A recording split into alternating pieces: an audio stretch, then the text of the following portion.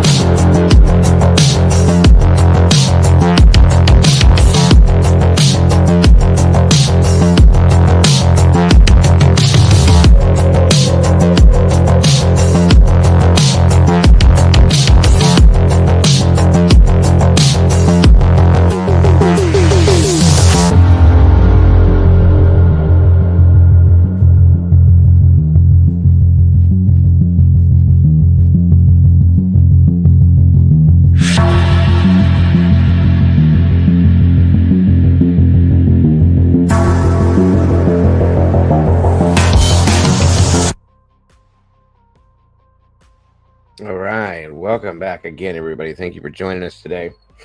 As we all have heard, a lot of you guys were here with me earlier. Now, they did say it was canceled, Blondie, once, and that was wrong.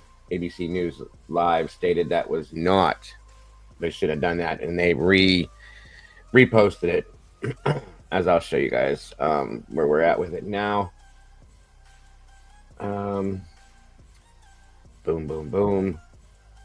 Boom, boom, boom. Here we are. All right, hold on, folks.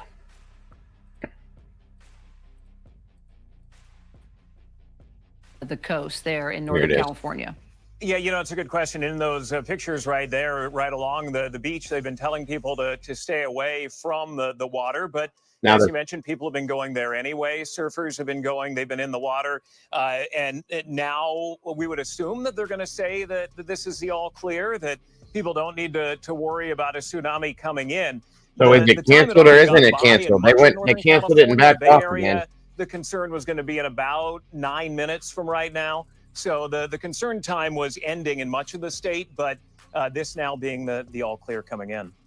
All right, well, that's good news. Alex Stone, thank you so much. Definitely takes this story down a notch, but we still want to bring in the Assistant Coordinator, William Barnhart, from the United States Geological Survey Earthquake Hazards Program. Okay, we don't have a tsunami warning anymore. That's good news. What more can you tell us at this moment? Hi, as you all have been talking about, there was a magnitude 7 earthquake about 10:45 local time today off the coast of California. Very luckily and encouragingly, we've seen that there was a tsunami warning that was issued that has since been retracted. Tsunamis are scary. It's good to see that there were people taking protective action to seek higher ground, and people should still continue to listen to local officials. But NOAA has removed that tsunami warning. That's consistent with the type of earthquake that occurred offshore. So we're not necessarily surprised to see that there was no tsunami, but again, really encouraging to see that that didn't happen. This was a decent sized earthquake. A lot of people felt this. People who get earthquake early warnings throughout California and Oregon likely received warnings for this earthquake. And there will come on in, guys. Please hit the like button if you will. People might feel. We've already seen about a dozen or so aftershocks. None have been particularly large, but there might be a few aftershocks that people feel and can cause more shaking that result from this earthquake. But again, as I think was previously mentioned, a little bit of a dodged bullet here because there's no tsunami and the earthquake was far enough offshore that most of that strong shaking was underwater. And as you mentioned, and I grew up in Southern California, Northern California as well. So something like this doesn't necessarily surprise me. But we also know, William, there can be surprises. Well, this is no surprise seeing the surfers out in the water, right? There's always the risk takers, even though they're told not to do this. It's still head out there we because got they in want to here. catch a good wave. Give me a minute, guys. But when talking about subsequent earthquakes, what else are you tracking here? What are your biggest concerns? Even though we seem to have dodged a bullet, like you said, what are you still concerned about and still tracking at this hour? So we will continue to locate earthquakes that the aftershocks that occur from this earthquake. We're always concerned that some of those aftershocks could be strong and people could feel those. There's always a very small chance that there could be. Let's see real quick here. Terry Martin, welcome back. Brandy B, OG, Mr. Danger Zone, welcome back, guys. Doodlebug, my Doodlebug, always glad to see you, dear. Wang dang, wang dang, wang dang. Great to have you here. Blondie 69, great to see you. Jolly Molly, hey, hey, good to see you. Candy King's in the house, great to have you back. Nutty, hey, hey. JCN, welcome back. Great to see you today. Thank you for joining us. Maker's Box, same to you. Country Cooter, welcome back to you. Kaylee Jones, great to have you here. Ruby Slippers, welcome back. Wonderful to have you. Brutally Honest 78, come on in, guys. And all of you, please take a second to hit that like button if you would and share this out.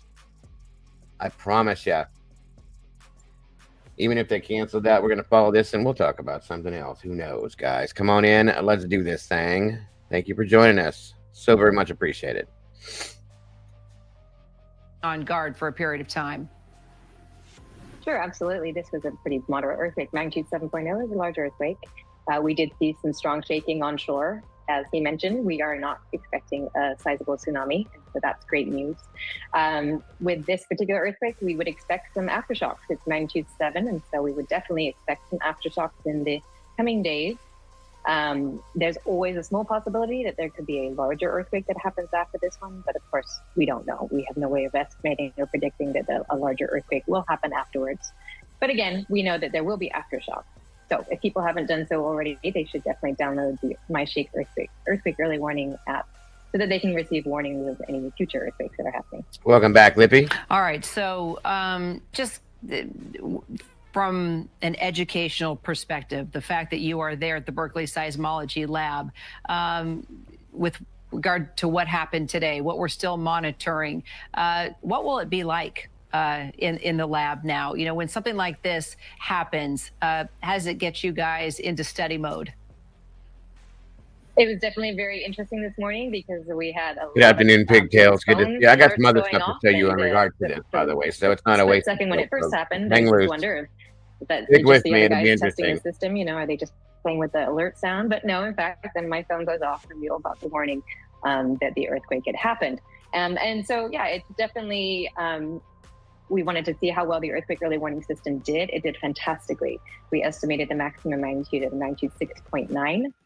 It was a magnitude 7 earthquake, so that's absolutely fantastic. All of the system worked as it should. We got the alert out to people in Northern California and in Oregon. So again, our earthquake early warning system, so from a research perspective and a project perspective, everything worked really well with the earthquake early warning system. So that was great. Great. So that's two good points to make: dodging a bullet and that our early warning system worked. Angie Lux, appreciate you. Thank you so much. Thank you for having me. Well, one of the other big stories we've been following today is the task force. It's investigated the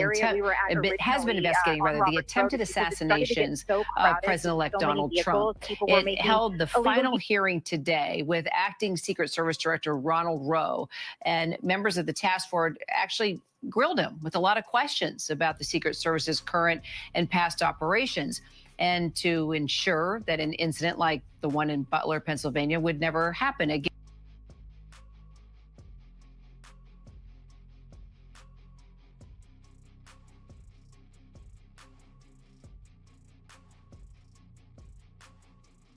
Offshore. CNN's Chad Myers is live in the CNN Weather Center. So, Chad, this is the northern part of California. What more do we know? This was a 7.0 earthquake just off the coast of Northern California. So there could have been a tsunami generated, a significant tsunami with inundation onto the land, Alex. This could be something here. We don't know numbers yet. Obviously, we don't know what the wave would have been. We don't know where it is right now, but we do know that Northern California, very close to the coast, would have already experienced it. So that's going to be our ground truth. But San Francisco, you could get some type of a wave here about 50 minutes from now. So don't count 50, count at 45 and be to the good here. But this was a very strong quake, very shallow as well, that we think.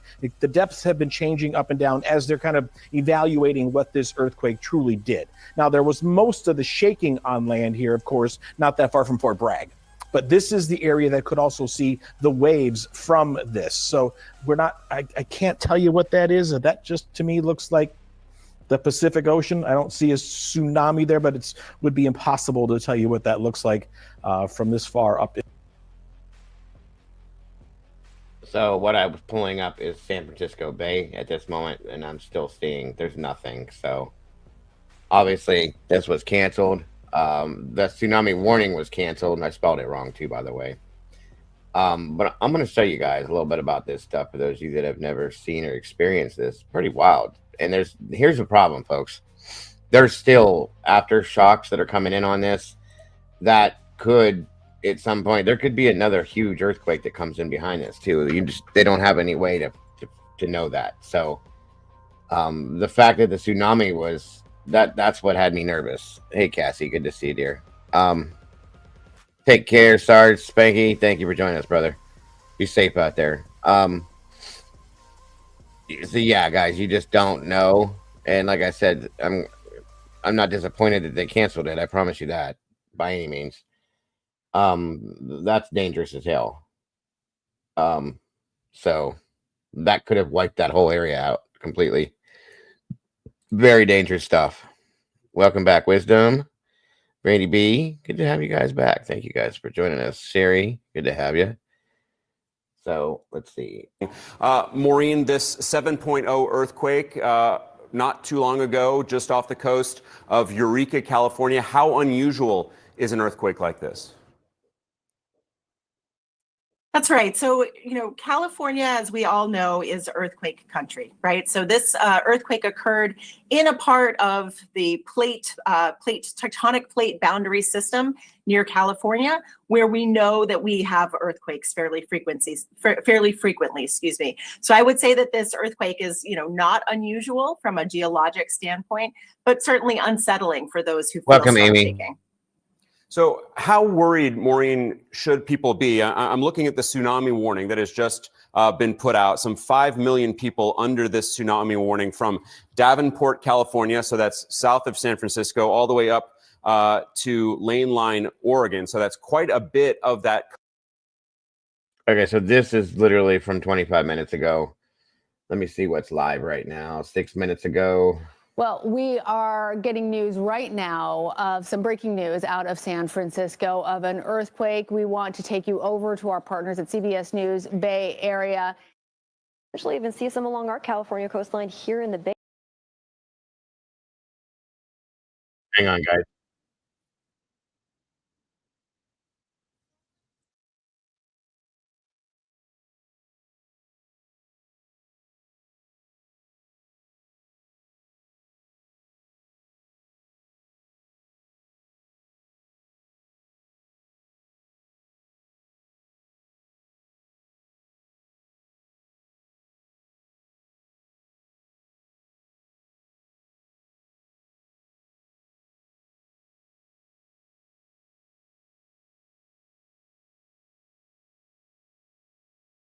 No, Walt, I don't.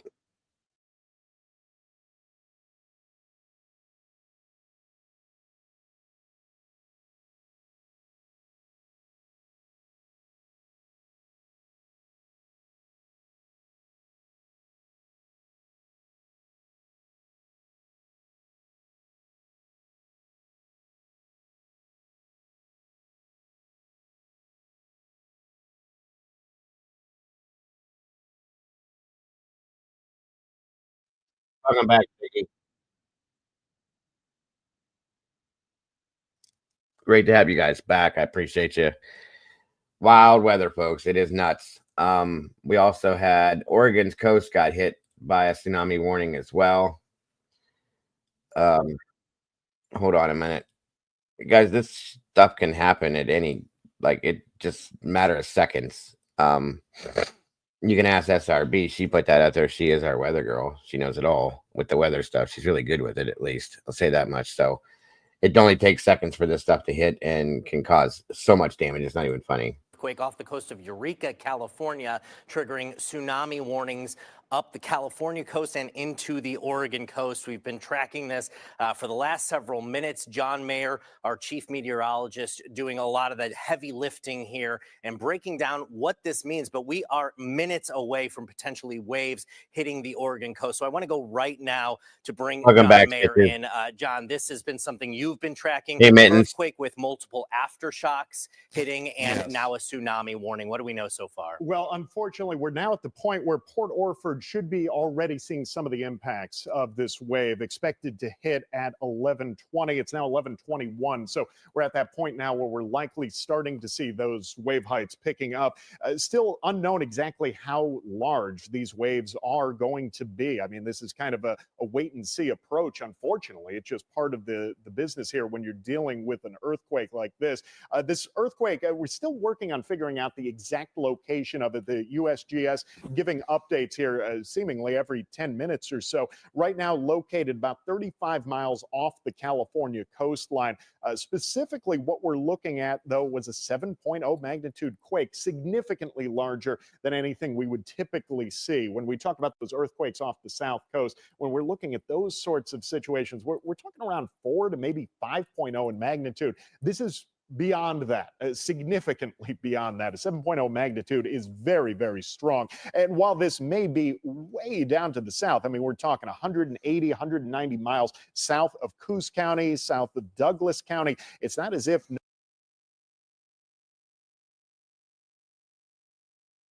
Okay, so this is the Oregon coast near Lincoln City. This is 38 minutes ago. And there's nothing with the water there. I'm just double checking to make sure they didn't miss something, just in case. You never know. Welcome back, SRB. Good to see you, dear. Thank you for being here. So there, that's there. Also, let me show you again, just to be safe.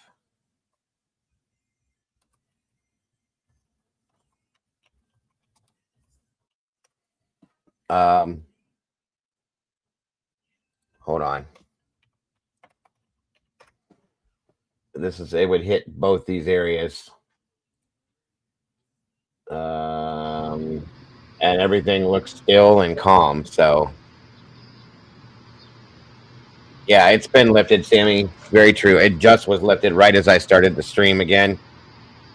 And then of course here's San Francisco. Boats are there. Everything looks good. So thank God that's avoided, because guys, I'm going to show you some video of what a tsunami can do. It's no way. It can completely flatten, destroy, and eliminate an area in seconds, minutes. Oh, thank God for that. It's crazy that it, just as I started the show, they canceled it once. The sheriff's department did, and they were wrong. They said, and NWS said, nope, that's not true. So, but maybe they were right. Give me a second here. Let me show you guys something.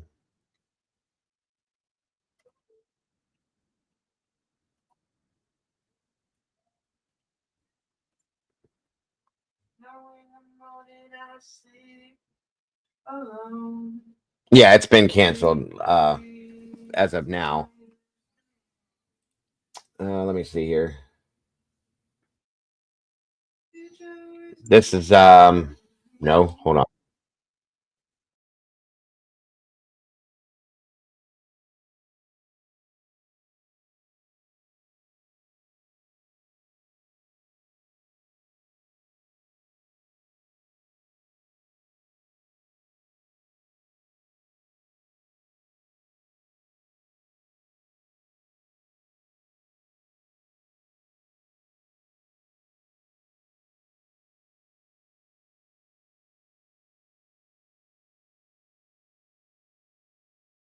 Okay, so this happened in Japan in 2011. I think you guys may remember that.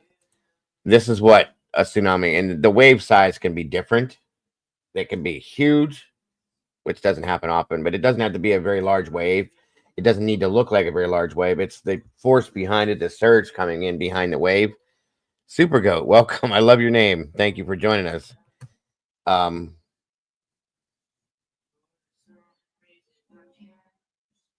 Oh, are you from that area, Super Goat?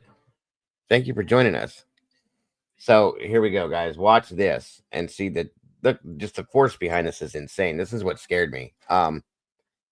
Thailand, of course. And it does. It comes up slowly. It's a small looking wave, but it just wipes everything out. What's the matter, Doodle?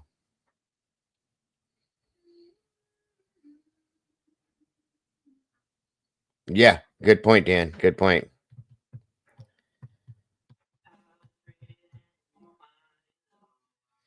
Mother Nature definitely ain't happy with us. I'll say that much. There you go.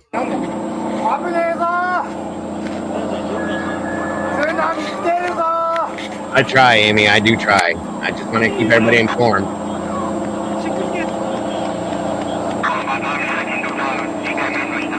You can see that thing coming in from way far away, guys. It's nuts. Thank you for your input, Super Goat.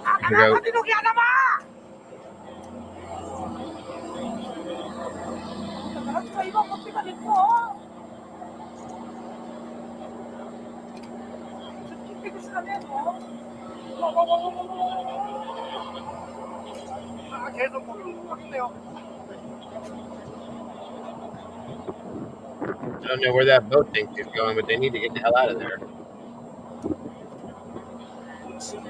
Even that brake ball didn't slow it down, folks.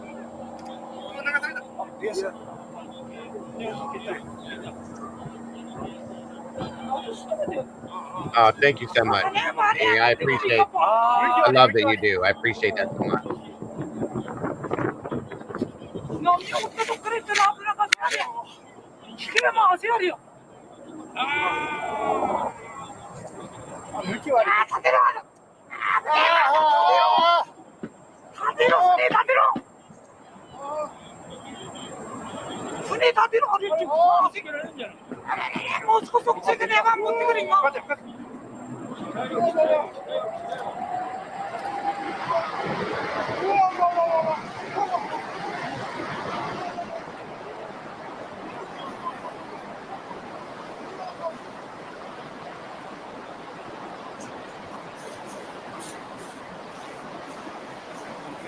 Absolutely, Dan.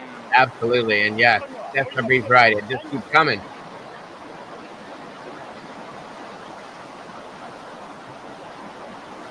Yeah, we saw that, Be Real. Thank you very much. Appreciate you. This was in 2011.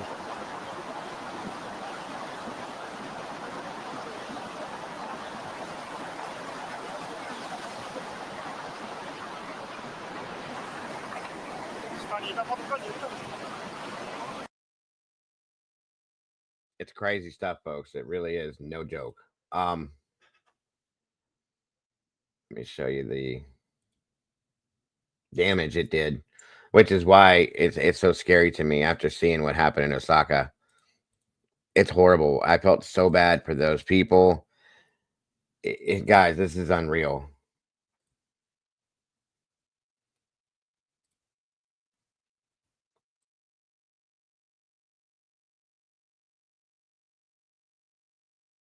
Right, it didn't look like one at all. It just looked like a wave coming in, and it just wiped everything out of its way. You'll see here in a minute.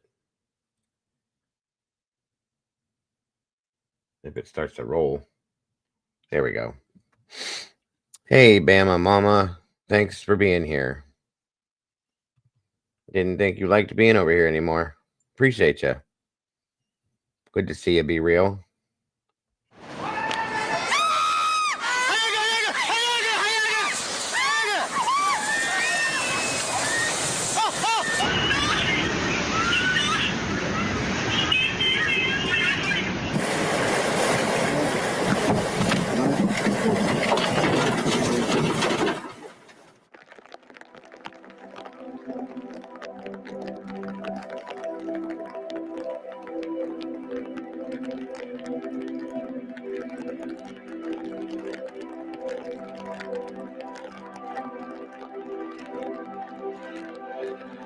seems beyond immense, unreal. When Mother Nature.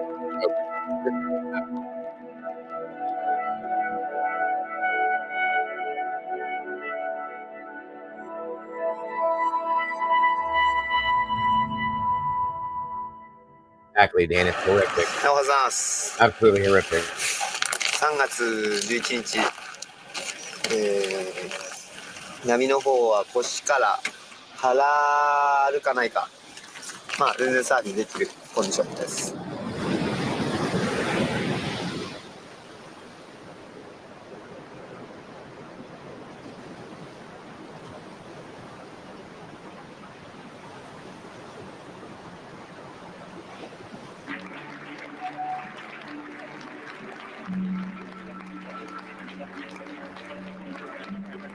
おめでとう。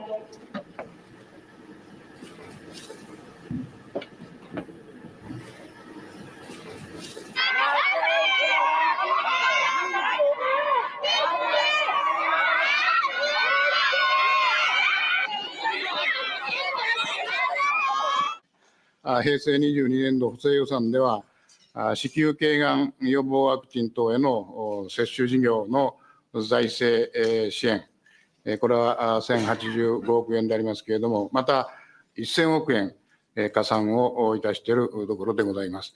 このような対応を講じまして、現金給付と、それから緊急地震速報です。強い揺れに警戒してください。の予算になっているところでございます。現物給付のバランスに努めているところで。緊急地震速報です。次の地域では強い揺れに警戒してください。宮城県、岩手県、福島県、秋田県、山形県です。今この国会でも揺れを感じています。先ほど国会の中の揺れがまだ続いています。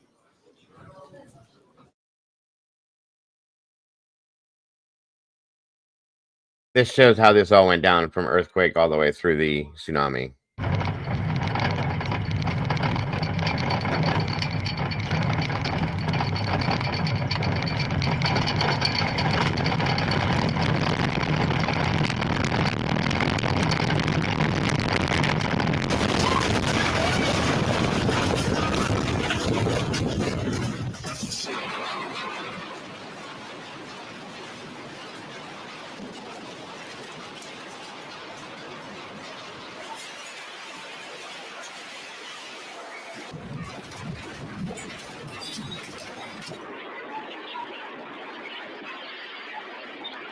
That's scary enough by itself.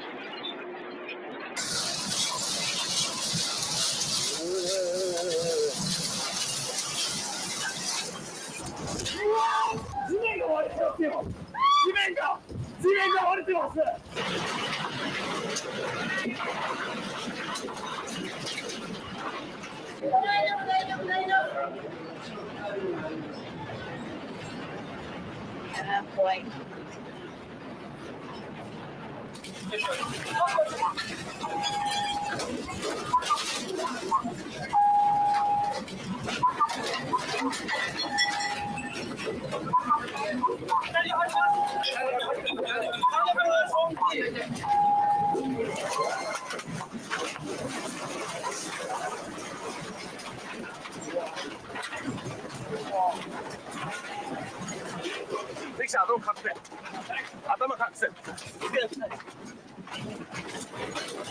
Yeah, we covered it, Doodle.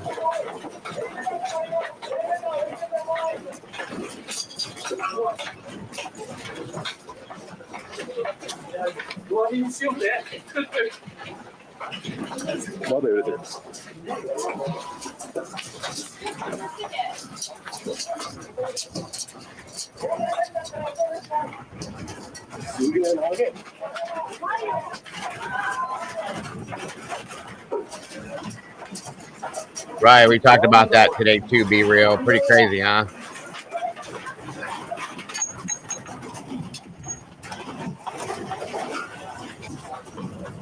Yeah. No, no. まだ揺れてる。重いね。ついてきたかな。入れてます。まだ入れてるね。すごいね。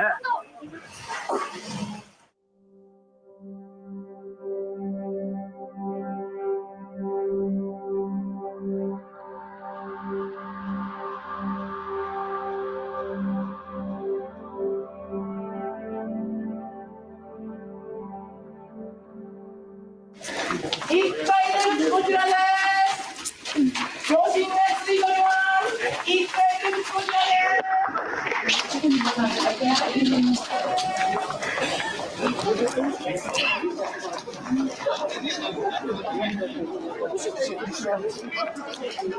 こちらは日本ビル管理士です。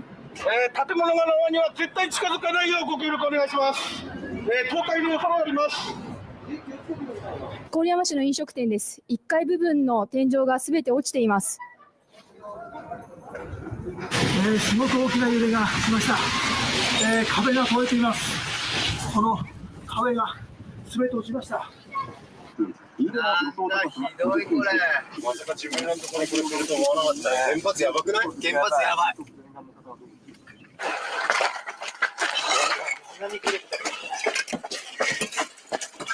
これ下も全部地割れしてる。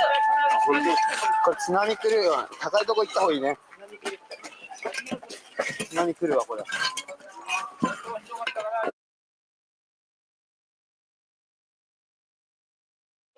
先ほどの地震で岩手県と宮城県、福島県に大津波警報が出ています。海岸や川の河口付近には絶対に近づかないでください。また海岸付近の方は早く安全な高いところに避難してください。現在の気仙沼の様子です。この画面からは海面の変化、潮位の変化や津波のありなしを確認することはできませんが、早く安全な高台に避難してください。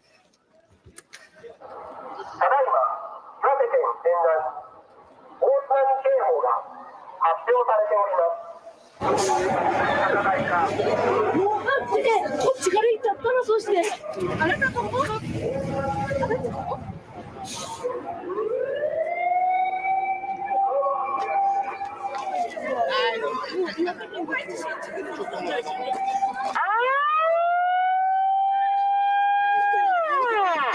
2階3階の方上がってください。子供たちは2階の集会室です。まだ強い余震が、断続的に、続いております。もう道路は信号機も止まって、大渋滞です。今現在3時6分、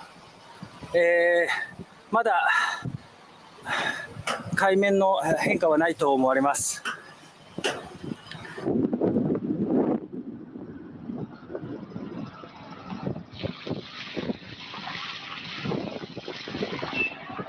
ちょっと向こうに出たら、無理でね。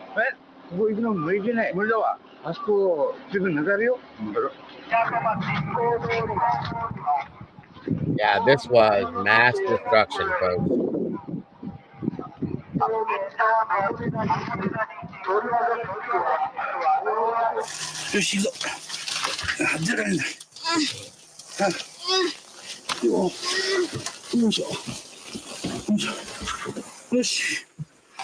Hara!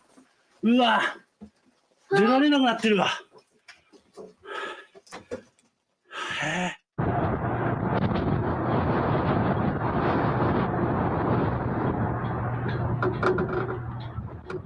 こちらは青森県の八戸市の様子です。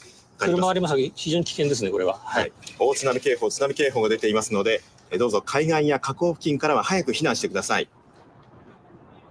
茶色の服の父さん、津波が来たよ。おーい。おーい。流されっぞ。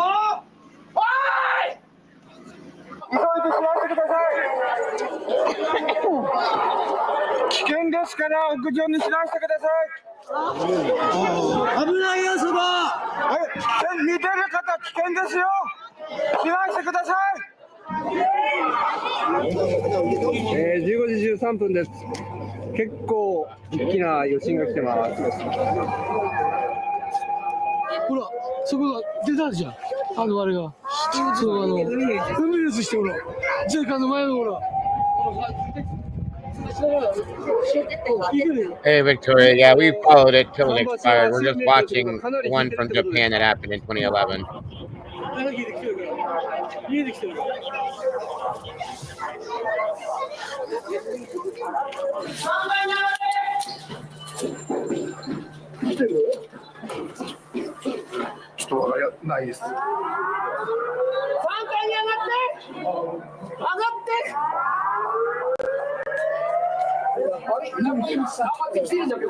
Amen to that, Dan. That's no lie.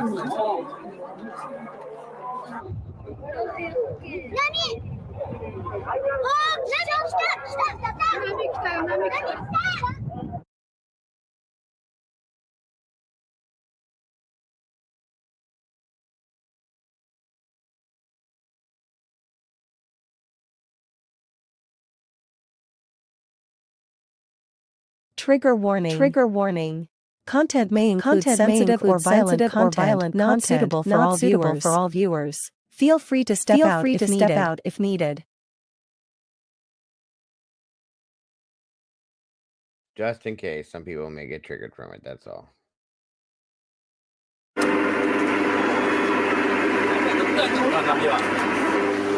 うだね、3メーター。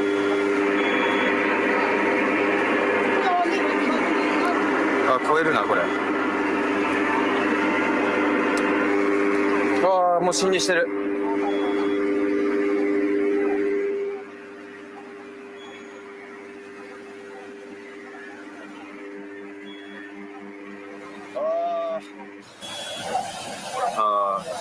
今何時ですかね。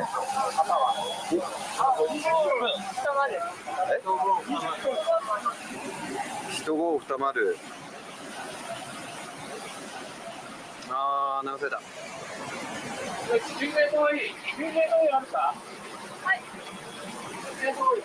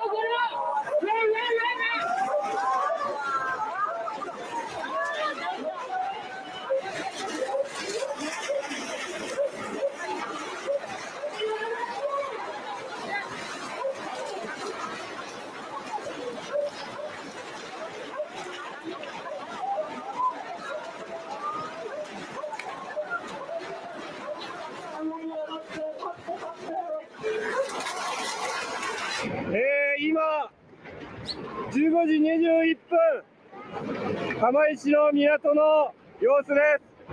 港の境を越えて水が市内の方に入り込んできています。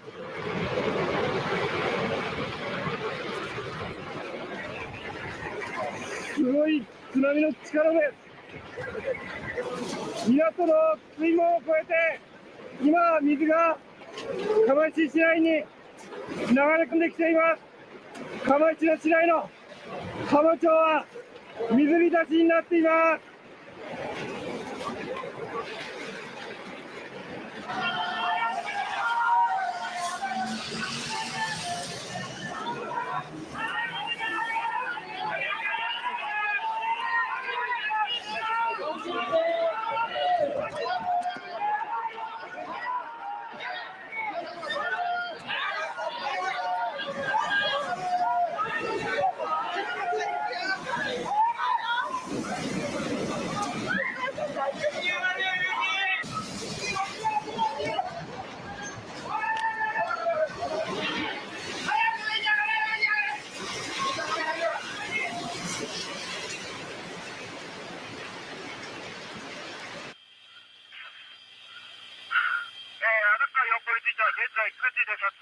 都まで接近させるかどうかこれ。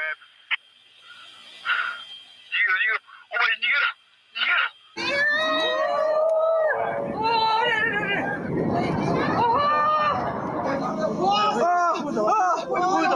That's monstrous. 10 meters high. 俺の車終わった。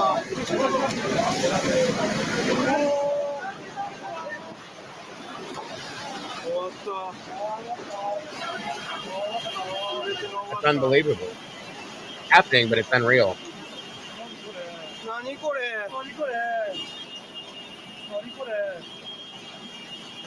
I know, Dan. I'm with you on that too, bud. 何こ Crazy. れ。何。なんだよこれ。なんなのやこれ。 Yeah, I've been following them too, Cap. They look good. I think everything's good. They canceled it. So hopefully nothing comes from it at all.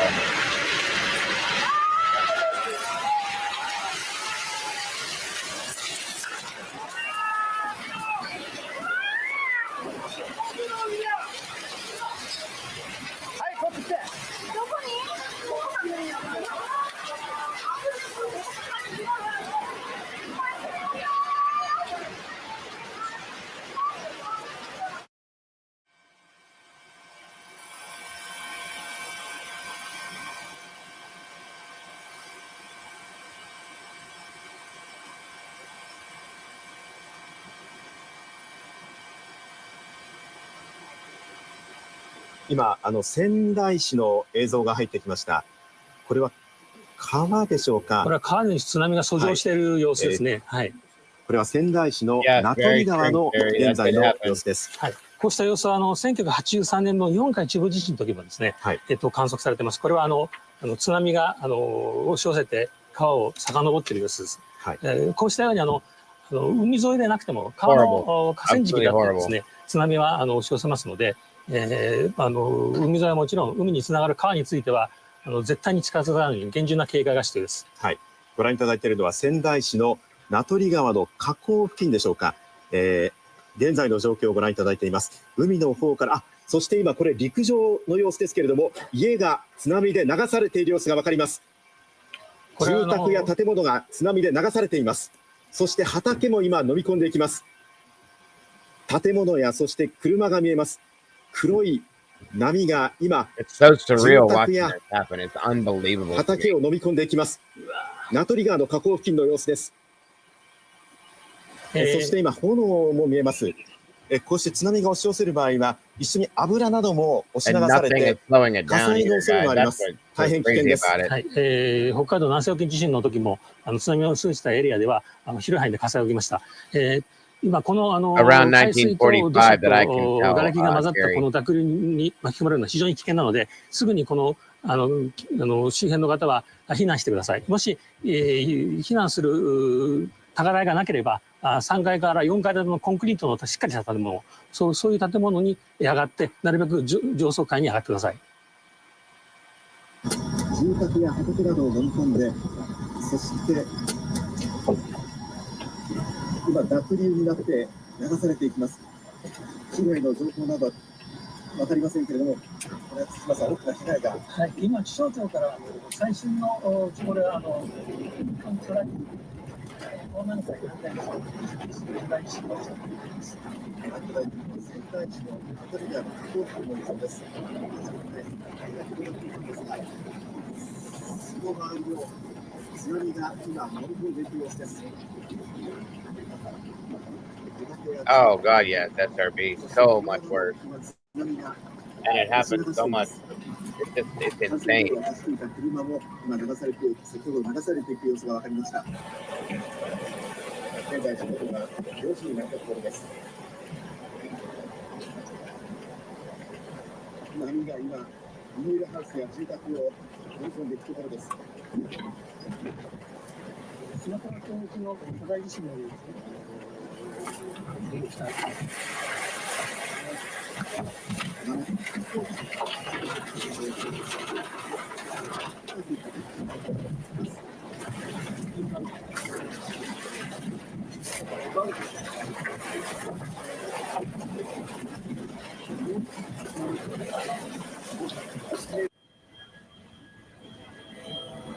People just don't think smartly, Gary. That's why.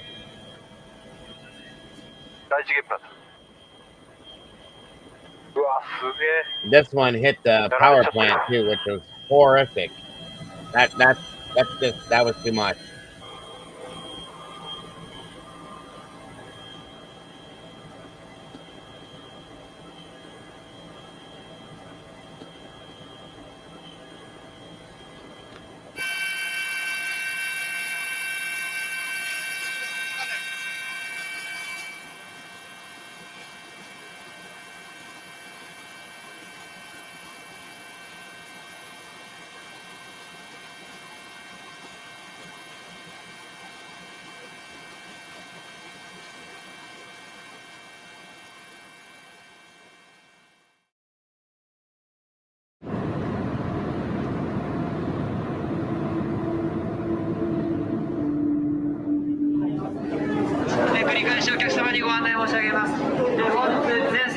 運転の見合わせが決定しております。鉄道の情報です。首都圏では JR の在来線が今日いっぱい運転を取りやめました。公共機関では都営バスが運行を再開していますが、東京都は民間バス会社に対しても便を増やしたり、運行時間を延長したりできないか要請しているということです。ご覧いただいているのは東京都品川の現在の様子です。多くの人が歩道、そして車道にも溢れています。車道にはたくさんの車が列を作って渋滞しています。車もほとんど動いていません。煙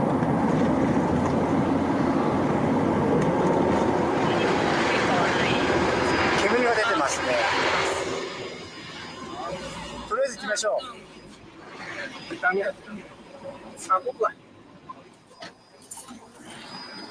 かなり押し流された。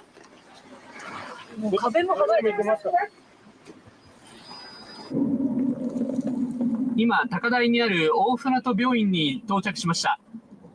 そして消防団の服を着ている人でしょうか、ワゴンの車で人を運んでいる人たちの姿も見られます。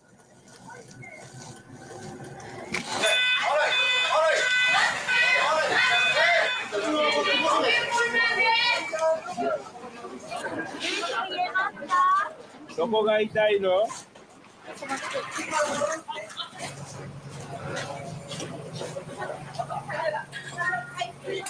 次々と怪我人が運ばれております。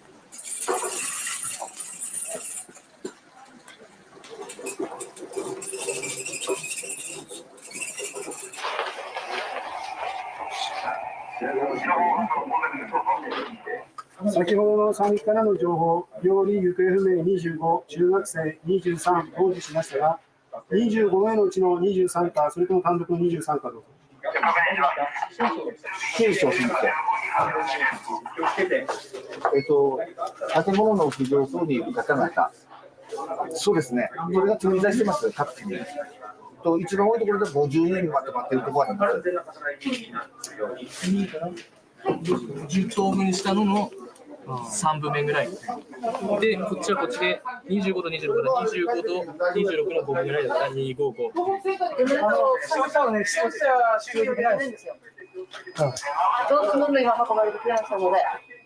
一般の避難の方、もういっぱい来てましたから、ちょっともう混乱状態なんです。何人ぐらい？もう満杯です。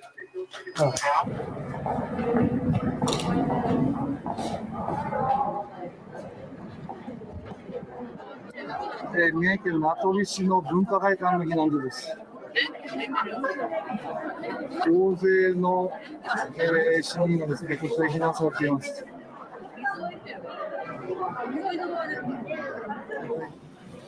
毛布が届かないため、体育館のカーテンを外して、避難してきた人々に配って、暖を取るようにしています。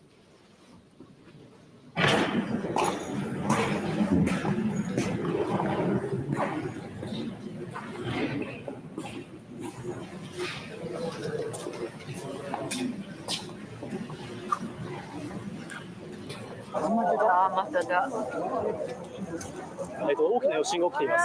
建物がぐらぐらと揺れています。建物がぐらぐらと揺れています。怖いです。まだ余震は続いています。怖いです。怖いです。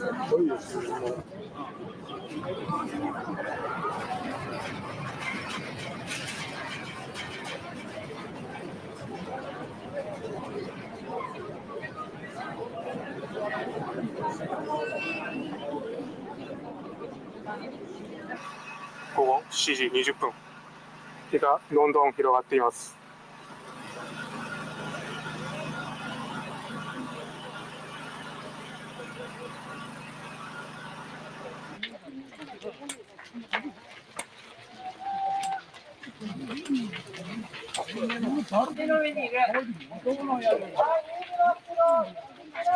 うわ、すごいわ。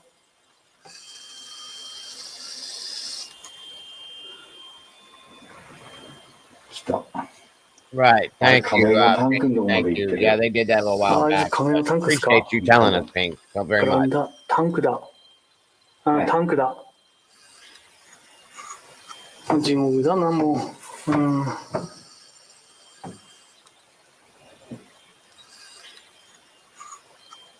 寒いところ大変申し訳ございません。現在の状況を見ますと、それぞれの集落も大変大きな被害を被ったと思われます。しかし、まだ情報が取れません。皆さんにおかれましても、それぞれご家族のこととか、知人、友人、いろいろご心配をなされているかと思いますが、大変申し訳ございませんけれども、現時点ではその安否確認もできない状況にございますので、大変申し訳ございませんが、ご辛抱をしていただきたいと思います。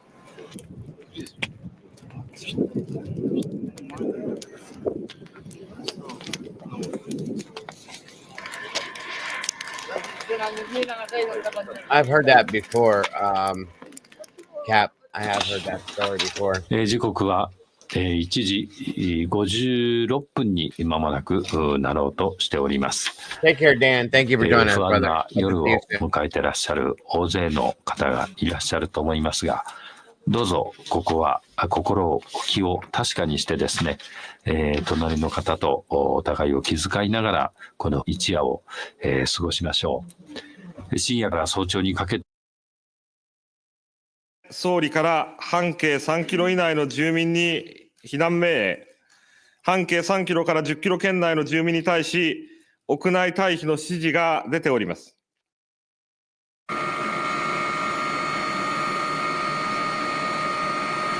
岩手県宮古市の上空です。 devastation that this caused. 市街地は津波の被害でめちゃくちゃに壊れています。津波による水が奥深くまで押し寄せています。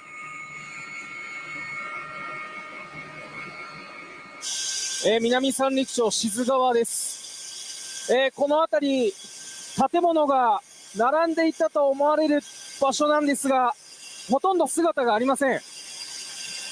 手前の建物の上に人影が見えます。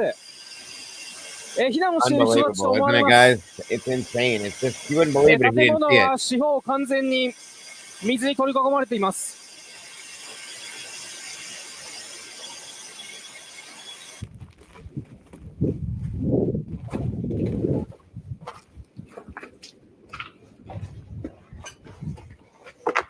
Unreal. This makes Helene look like a thunderstorm. You know what I mean? It literally makes it hurt like thunderstorm.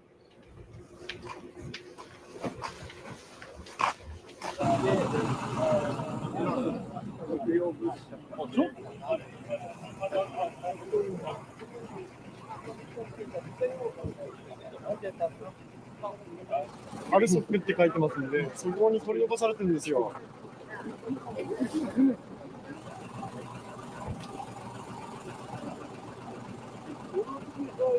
I'm glad for Victoria's sake that nothing ever happened because she was right there in the San Francisco area. That could have been prevented for her. So I'm grateful that they canceled it.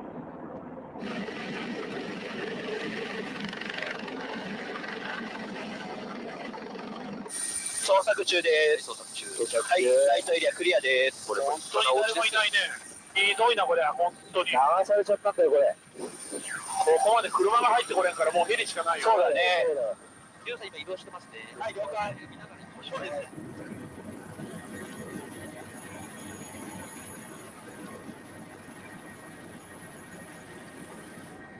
ハイライト、テールクリアです。この辺はいないな、多分な。テフテル、下にいる。いた？この下にいる。じゃあ、それから行こう。この民家の下です。はい、了解。はい。何人います？黒いおじいさんが一人だけ見えました。どこにいる？そこ、ほら。はい、行きます。はい。パワーが83。はい、屋根クリアです。了解。はい。ちょっと寒そうだな。うん。大丈夫？はい、気持ちよかったね。13時56分、ただいま災害現場では、自衛隊員による行方不明者の捜索が行われています。なんかある？ありそう？ちょっと待って。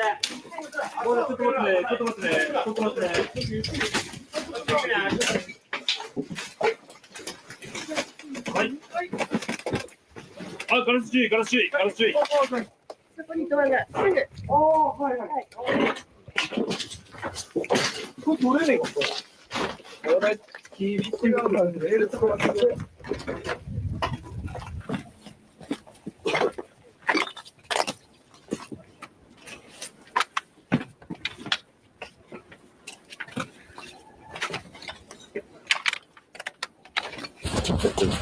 Absolutely unreal, guys. Look at this. Like I said, if you didn't see it with your own eyes, you wouldn't believe it, in my opinion. You know what I mean? 人い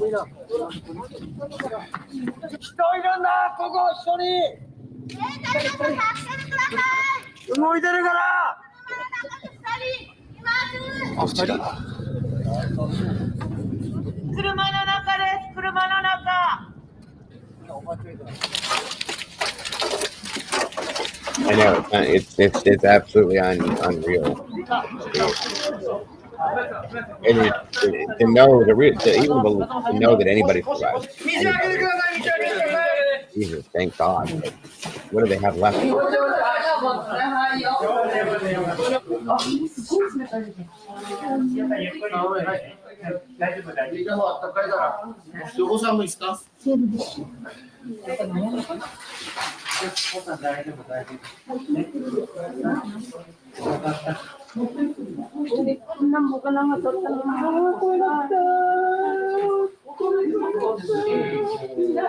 でそのまま一晩。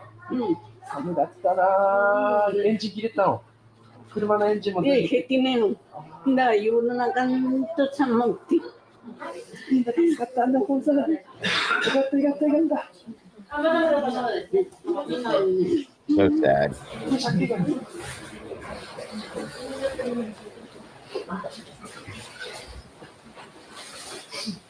Yeah, so for anybody that popped in after the fact, as soon as I started the show, they canceled the Sunami warning. They called it wrong. I see it now. I forgot to choose. But that's why we're looking at this with the show. What could have happened? This could have happened, sadly. Thank God it didn't, but it very well could have happened. Right here in the United States, in California. That's scary to me. すでに600人以上の人が訪れ、教室で疲れ切った表情で過ごしている人もいます。中には教室に収まらず廊下で寝ている人もいます。すみません、ここにある食物非常に少ないです。それでもう一人少しでも食べ物が口に入ればというふうな形で苦肉の策でいろいろ分け方考えております。でバナナは一人1本っていうふうにしたいと思います。お子さんから渡したんでもうちょっと待っててくださいね。すいません。はい、お子さんどうぞ後ろにこっちに来てください。どんどん来ていいよ。お子さんこちらの方に来てください。まだもらってないので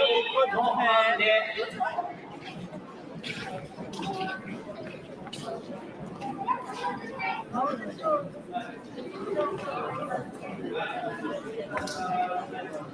ちテレビの画面で福島第一原発の様子が映っていますが、向かって一番右側が1号機ですね。1、2、3、4つの建物が見えますけれども、向かって一番右の4つの建物。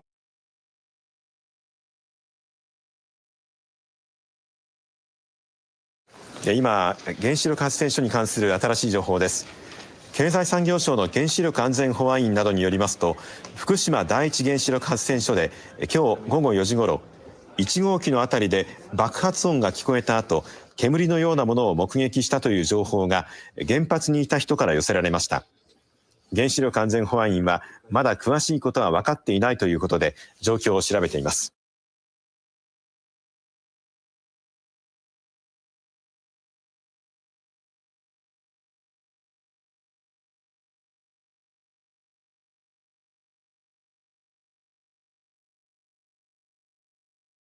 福島第一原子力発電所1号機付近での白煙発生についてが1枚目。本日午後3時36分ごろ発生いたしまして、1号機付近で大きな音があり、白煙が発生いたしました。プラントの状態、外部への放射能の影響については現在調査中でございます。今後安全の確保に全力を尽くしてまいりますとともに、引き続き周辺環境のモニタリングを継続監視してまいります。以上でございます。Thank you so much, Terry. Appreciate that. Thank you to anybody that chooses to support us via these links here. You guys are amazing. God bless. The bills paid. We keep coming out here every day and doing what we do, folks. If it wasn't for that, thank you to any of you that do support these things.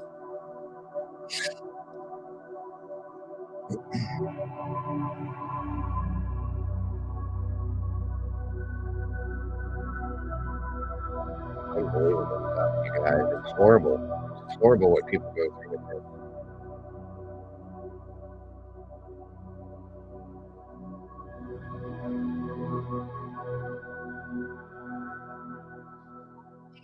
Good point, Cap.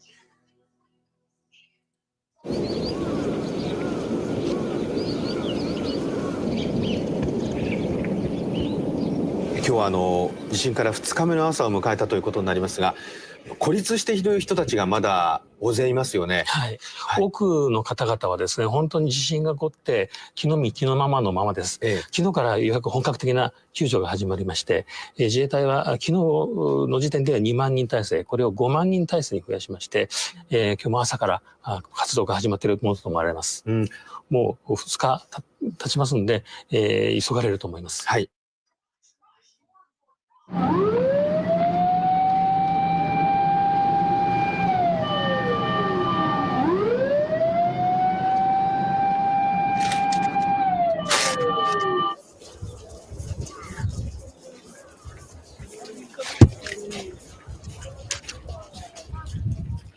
ここに20年。この方も歩けない。歩けない人もいます。おばあさんで。I don't know if you gu重people, but there were people that volunteered for the United States to こ go こ over ま there で and 道 help 路を them. 作ってくれれば、ここ行ったり来たりはCleaning and できるよう rebuilding. になるんだ重機があるんだけど、重機で行ける？重機に避けられます。避けられる。避けられるような。 Hey, Squishy, good to see you. Welcome back. Hope you enjoyed your dinner.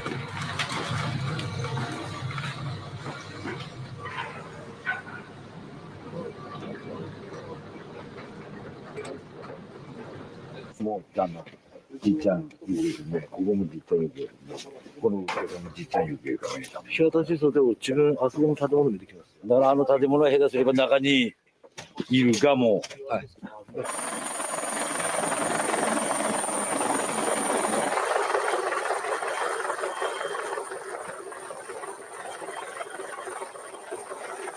いや、指さしてますね。向こうでよから、なんかこの下に、この真下にいてますね。あれやねると。屋上にSounds awesome, 5人ぐらいの Squishy. 人が指さしてる方でいいから、その人たちが違う方指さしてる。あ、本当。そっちをやれみたいに。はい、もうクリア。はい、ヘリスカスまで。はい、対応できますかどうぞ。もう一度指導を願います。はい、はい、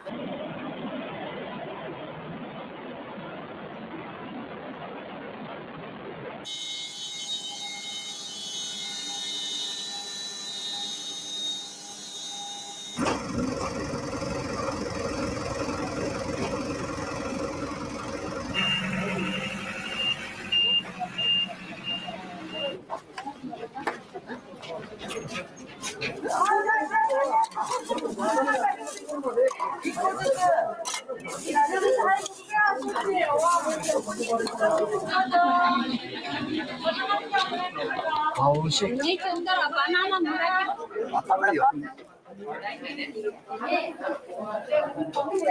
当にありがたいです。本当にありがたいですね。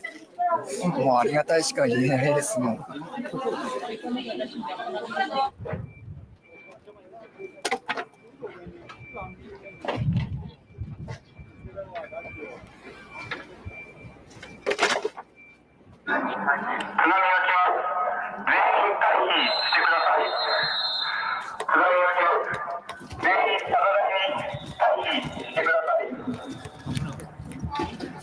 津波が来たそうです。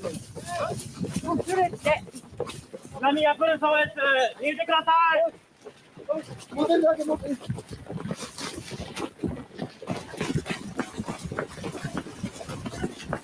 波だよ。津波が来て。津波津波。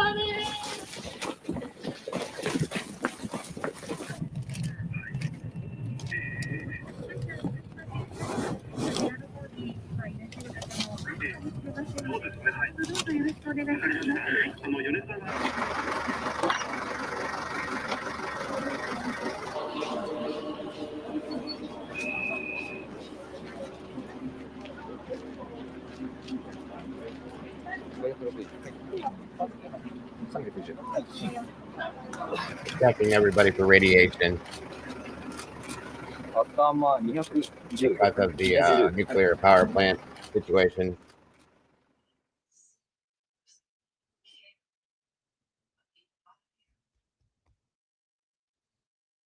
Unbelievable.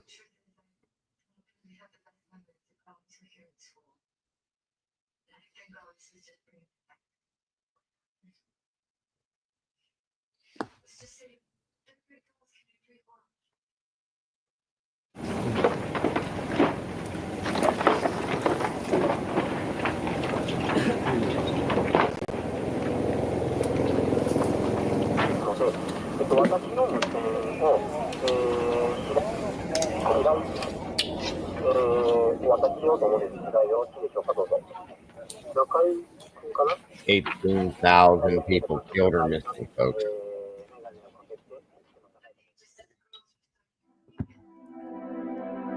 So horrible.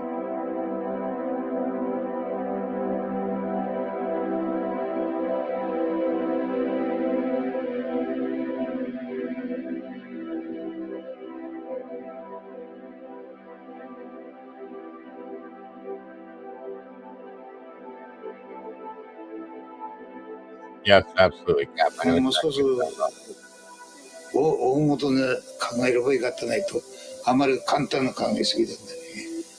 あまり甘く見たつんですか。これが一番早めだ。私も揉まれてる時にはもう濁流で真っ黒ですから何も見えなかったですよ。体がぶつかってくるのは枯れ木で、ただただ必死になって助けてー助けてーって呼びかけてね。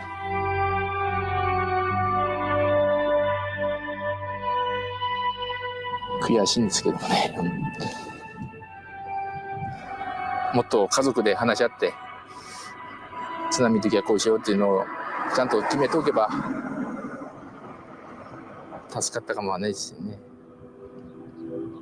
津波での犠牲者を本当にゼロになるようにどう行動しなきゃないっていうのも伝えていきたいですよね。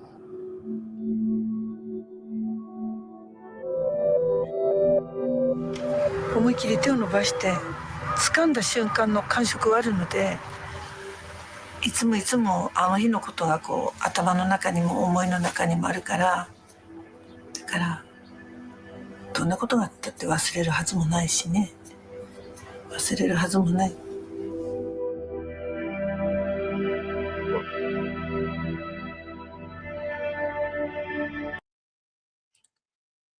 So there, in a sense, folks, that's what could have happened, could happen during a situation like this. Thank God. Again, it doesn't. didn't today, at least today with this. But at any given time, this type of stuff can happen, guys, and we'll just never know. There's, anytime there's an earthquake, there's a chance, especially if there's water nearby, there's a chance it's going to come.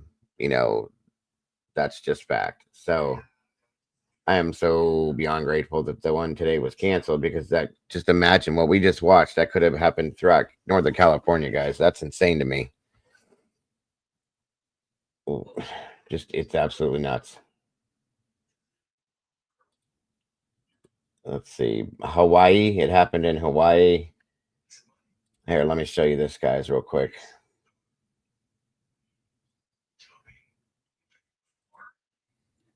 The strength of these storms blows my mind. Or not storms, but these waves. Deadly.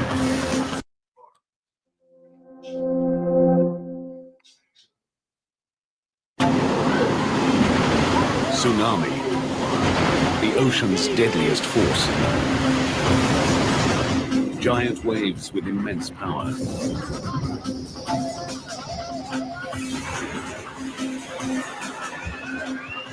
Massive, unstoppable, deadly. A level of destruction that was, over hundreds of miles of the coastline. We'll travel the globe investigating some of the world's most devastating tsunamis. Each bigger than the last, each packing more punch, each taking us one step closer to a mega tsunami. A wave that will not just rewrite the record books, it will erase them. Jesus, can you imagine that? I don't even want to. No coastline on the planet is truly safe from tsunamis. They're caused by massive displacements of water, triggered by the Earth's most powerful forces, earthquakes, landslides, and volcanic eruptions.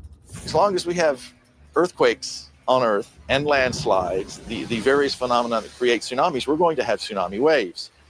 It's just a matter of time when the next one strikes. Tsunamis are dramatically different from the typical waves that constantly sweep across the planet. They can travel faster than 800 kilometers per hour. They can stretch for thousands of square kilometers across the ocean's surface. It's a good 15, 20 feet tall. Easy. They strike with huge mass and terrifying velocity. The most common method of gauging their height is run-up, the wave's highest point of impact on land. Each tsunami profiled here has a higher run-up than the last. Over 100 major tsunamis have struck in the past 100 years, killing hundreds of thousands and destroying billions of dollars of property. But they are not the biggest tsunamis to strike the planet. Scientists have found startling evidence that even larger waves have occurred in the past, mega tsunamis. These things have been described as culture-ending events. Experts believe that a mega tsunami lies in our future.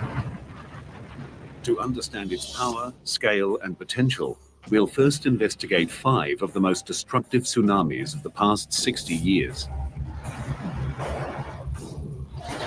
Each has its own character, each has its own story, each brings us closer to a mega disaster.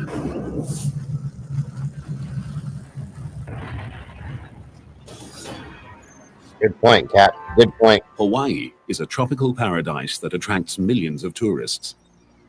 But this Pacific island holds a dark secret. It's blasted by more tsunamis than almost anywhere else on the planet. The Hawaiian Islands, sitting as they do in the middle of the Pacific Ocean, are affected by tsunamis from all regions of the Pacific. The Ring of Fire is a volatile fracture zone surrounding the Pacific Ocean plate. 90% of the world's earthquakes occur here. Earthquakes are the most common cause of tsunamis, which is why Hawaii gets hit often and from all directions. Destructive tsunamis struck here in 1837, 1868, 1877, 1923, 1946, Yeah, that was 52, 57, 60, and 64. They had a snow day today. This so we makes gotta it not the have to unofficial talk about that tsunami yesterday. capital of the Pacific. 2:28 a.m., April 1st, 1946. A magnitude 8.1 earthquake rips through the Aleutian Islands off the coast of Alaska. A huge stretch of the ocean floor is uplifted, displacing the entire column of water above it. A massive pulse of energy propels a wall of water, a tsunami, towards Hawaii at nearly 800 kilometers per hour.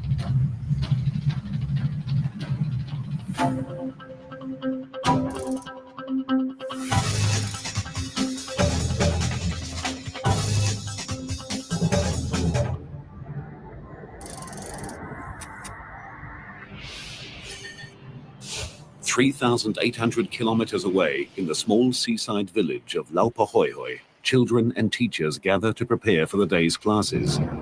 I got people that live Marsu down McShane is one of the teachers. south too, and we were in our cottages, near the Gulf and stuff. and the Akionas who lived in that not just house that's no California. longer there knocked on our Alabama door mama, and you're said, in here. "Come Are you see were? the Are you tidal still in here? I'm wave." curious if you guys have ever had any. I don't know where you're At at. first Alabama, glance, anywhere near it's the Gulf. deceptively Have you ever had innocent. any like worries about stuff We like looked over, New and Jersey, the wave, Victoria? ocean sucked out, and then it came in a little bit more, like emptying a bathtub, and sucked out again. And we said, "This is a tidal wave? I don't think much of that." What Marsu doesn't know is that tsunamis are not single waves. They move forward in what's known as a tsunami train, a group of waves of many different sizes. First waves are seldom the largest, so what appears to be insignificant is actually the precursor to something much bigger. And then it did it again. And this time, it went in further and sucked out more. And we thought, a twin tidal wave. Yeah, guys, tidal wave. actually, I have How something else to show you. interesting and odd. Which I can move from this now. Like I said, we're not going to waste the show. Talk about whatever we talk about because we can do that because it's our channel, right? You guys can talk about what you want to watch or anything. So the tsunami's been lifted everywhere. I just checked Oregon as well. That's gone. But they're watching the aftershocks right now just to ensure that nothing big comes from that. Hope to God it doesn't. So appreciate you guys still being here. I see some people left because others went live. I know some of this stuff could get boring, guys. My apologies. But there is an update on that whole drone thing, guys. I don't know if you knew that.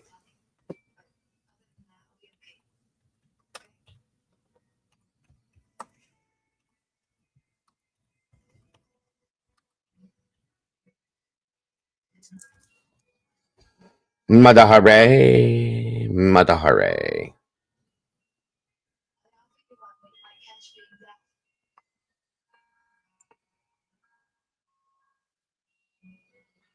All right, so this is an update. We covered this in the morning, the morning show the other day. This is an update as of 5 hours ago on this stuff, guys. I'm curious myself to know what the hell these drones are all about. Are you okay, Squishy? You don't have to apologize for that. Here you go, folks. Take a look at your screen right there as the FBI is investigating reports about several mysterious nighttime drone flights that have recently occurred across central New Jersey, and they're asking the public for any help they can provide. Witnesses have spotted a cluster of what appears to be large drones, as well as possible fixed-wing aircraft flying in several areas since back in mid-November. Now, it's not clear why the flights have happened or who is flying the devices, but federal and state officials stress that there are currently no known threats to public safety. The flights have raised questions in part because they took place near a U.S. military research and manufacturing facility, as well as over President-elect Donald Trump's golf course in Bedminster. The FBI asking that residents share any videos or photos they may have of the flights, along with other relevant information. Yeah, we showed it. Do want to bring in Here. Olivia DeMatteo. She lives I'm not in gonna have it do a Mendham while. Borough, New I'll pull it up Jersey, from up there. and is joining us to talk a little bit more about what she's seen, because I know, Olivia, you have seen some of this. So The images and videos here only show so much. So can you explain to me what you're seeing? So immediately when you look out your window between 6 and 7 o'clock, you're going to see these bright green and red lights. You don't know if it's an alien, people are calling them drones, but at the same time, you don't really know if they're drones. I'll be right back.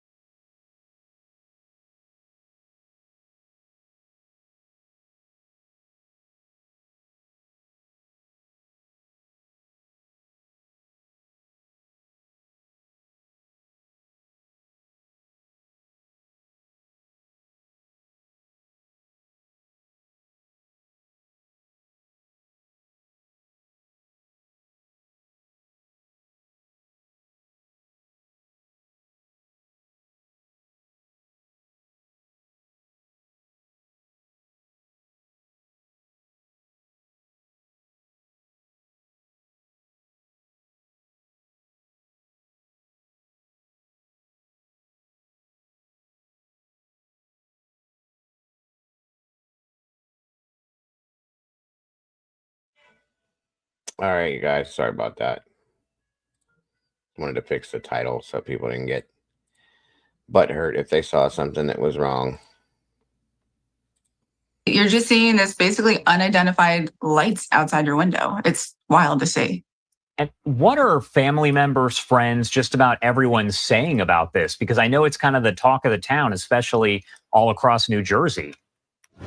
I mean, people are definitely concerned. The police don't know what it is. The government doesn't know what it is. Nobody seems to know what it is, but they're saying there's no threat to the public. So it makes people think that they know more than what they're leading on. And that's definitely concerning to a lot of people, to most people. Have you ever seen, anything like this? No. And, we're calling them drones, and a lot of people who haven't seen them are thinking they're the little camera drones, the Google Maps drones, but they're not. They're like the size of small cars. They're huge. So it's something that no one's ever seen before. Is it concerning overall? I know you've kind of spoken on that already, but are you having trouble sleeping at night because this is flying overhead? The first couple nights that I did see them, it was definitely concerning. I was opening my blinds a little bit to peek out to see, oh my God, is there a drone right outside my window? But honestly, I'm so used to it at this point. It's been happening just about every night for the past week and a half that the shock factor has worn off and I'm sleeping fine, but it's definitely concerning still. How close are they actually getting? Are they up in the sky super far up there, or do they get fairly close? I want to say they're they're just above the treetops. So they're not looking through your window per se, but they're definitely, they're not plane height, but they're kind of in the middle of plane and ground. So, halfway up. The fact that the FBI is involved in this investigation, working there with state officials, what does that say to you? Does it make it any more surprising, concerning, anything like that? It definitely makes it more concerning. I mean, anytime the FBI involved, that means there's a definite threat to the public. That's kind of what I was brought up thinking. And the fact that they're saying there's no threat, but the FBI is involved, it's just the math isn't mathing here. It's not making sense. What question or questions do you hope are going to be answered soon? I imagine you have quite a few of them. I don't know. When the FBI Yeah, I starts mean, asking us I want to questions, know why I'd be a they're little here. nervous, to be What honest is with their purpose for being over Mendham? You know, we're a small town. There's not much going on here, but, you know, a coffee shop and a couple car dealerships. Like, what purpose do they have for being over our houses every single night? All right. Olivia, thank you so much for taking the time to join us here and discuss this a little bit. Of course, as we mentioned, the FBI is investigating. They say they're trying to figure out exactly what this is. So we're going to keep in touch with them to get more details here. But I did want to ask, is there anything you want to add specifically before I let you go? You know, nothing too specific. It's just, I think everyone's in the same boat that we want answers. For sure. All right. Thank you again for taking the time to be here, and hopefully they go away and you don't have to see them anymore. Hopefully. Yeah. Yeah. Thanks again. Thank you.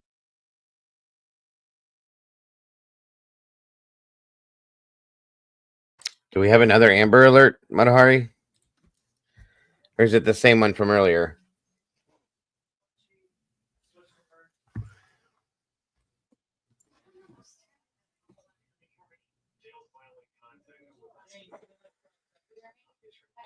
Anybody? Anybody? Tell me now.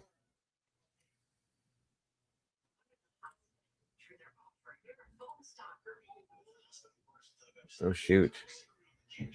Wow, maybe this is serious. The Defense Department held a briefing on this. Really?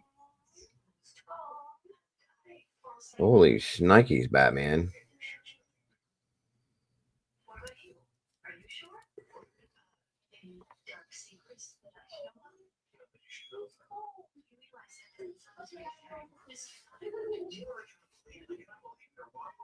Same one? Okay. Good deal. Well, not good deal, but I just wanted to make sure we didn't have a secondary one that we're floating with now. Hold on.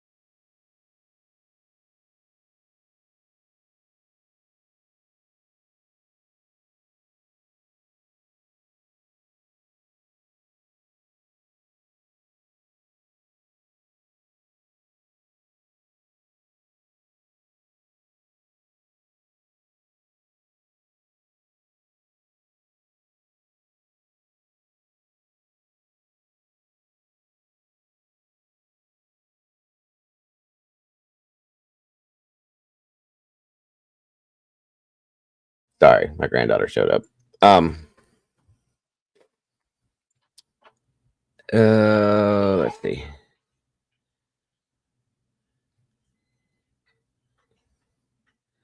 Thanks, Cap. Look great, right? Nice and pretty and pink. She brought me a bunch of little people from my little mini village that I have for Christmas. I collect the little, well, I not so much anymore. I haven't gotten any new ones, but over the years, I collected those little houses for the little miniature village for Christmas. She brought me a bunch of little people from her other grandmother to add to my village, I guess, which was very sweet. Anyway, sorry about that, folks. Oh, hey. I guess this shows the video of when the earthquake actually hit. Recycling, right, Doodle? There we go. Some photos from when the earthquake hit in Cali. As possible as we can, and this is what they experienced there. All right, obviously, this is what we've been hearing and what we've been seeing. Again, even from Yuba City, Bill Cantrell sent us in video from Yuba City where it was shaking like that there. Yep. And you could see Eureka, which is much closer to where the action was. Yeah, and we heard from the man in Modesto who said his pool was, sloshing back and forth. And then we've been getting emails from people. This email about an earthquake felt in Woodland that we're trying to get video from too as well. Awesome, So not a hurry. I love it. I love miniature rocking, things. she said. So yeah, that was in the Woodland area. And that Eureka video, thanks to Amber for sending that in. Yeah. And this was, I believe, Land Park. Yes, that's correct. Yep. This is the Park Terrace Swim and Tennis Club, which is I think just we off saw of this Seamus, already. the Fruit Ridge area, just off I-5 and Seamus, actually. So obviously, it looks like Megan Boss is pointing out where the water came over. And as I mentioned before, this water, it doesn't come to the top of the pool. It's not one of those infinity pools. This water would have to come up several inches to get over into the deck area, which apparently it did. She's pointing out where it was shaking. So it was enough for her to come out of the office and roll video for us. And so it's been an issue in and around Sacramento, Modesto, Stockton. But think about it like this too, as we're going to take a look at this video from Lodi. Lodi. And it's a very similar story. Think about it like this: if you have a glass of water, it's not filled to the top, and you kind of grab the glass by the bottom and shake it a little, the water is going to move around very easily. It may spill over the top depending on how hard you shake it. But say, I don't know, you've got a sandwich on a plate. The sandwich isn't liquid. Right now, it does have several layers to it. And you shake the plate, and you're going to see the sandwich move, but it's unlikely the sandwich is going to fall off the plate. It's unlikely that pieces of that sandwich, maybe the top piece of bread, is going to fall off because it's more solid, right? So that's kind of what we're talking about. Whereas the concrete, the earth, the dirt, that's a lot more solid. In order for that to really move in a violent manner, you need a very powerful earthquake, which this indeed was. But because it was So yeah, we saw this already. All right, so let's see. Let me see if there's nothing new on this. I don't think there is. The tsunami has been canceled everywhere. They're still claiming it was a 7.0. And again,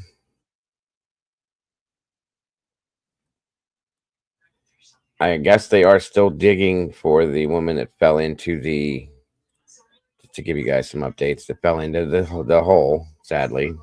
Is the day they'll finally find the woman who disappeared.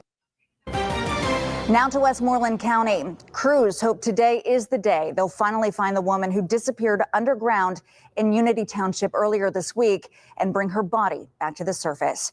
KDK's Krista Rose is live to explain the delicate approach to what is now considered a recovery mission. Absolutely, truth seeker. I'm hopeful. Glad to hear that everything was caught off and everybody's safe. Yeah, as we've been reporting since last night, the search for 64-year-old Elizabeth Pollard, who is believed to have fallen down a sinkhole into an abandoned mine, that search is no longer a rescue mission. It is a recovery mission. Police, state police, they do not believe that Pollard is alive anywhere underground, but the search still continues. And in fact, that is what they are doing right now behind us, just past these cars. They are digging and they are looking. Now, we did get a briefing from Trooper Steve Lamani a short time ago, and he said basically what diggers are doing is they're going underneath this abandoned mine and almost surgically removing piles of dirt that they're inspecting. And once that dirt is brought to the surface, it is being combed through. They believe that they are getting closer to where Pollard's body may be, and they said that once she is discovered, they will follow protocols and investigate the scene as though it were a crime scene. Even though they said they have zero reason to believe that there's any evidence of a crime, they're just going to follow the standards and procedures of finding a body that would even get brought up. Commonwealth of Pennsylvania. The goal is to remove the dirt and come up from underneath and extract that dirt. We're going to take that dirt and put it in separate piles. We're going to have people there reviewing the dirt, looking through it, possibly if we could find a cell phone or anything that might be of significance. We're going to bring in cameras to help search through the caverns, and also we're going to have dogs on standby. And one of the other big questions that was asked and has been asked is whether or not Pollard's cat has been found. Of course, Pollard was searching for her cat named Pepper when it is believed she fell through that sinkhole into the abandoned mine. But as of right now, state police say they are unable to locate Pepper. And while crews continue to work, Now, yesterday during the press conference, we were told that the cat was found and was safe with the child. What the hell happened to that? I was born in Westmoreland, so we can call you Westmoreland Walt. Yes, we will call you Westmoreland Walt.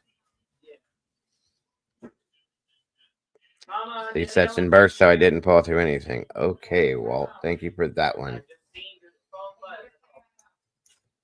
It is sad, Cap, very sad.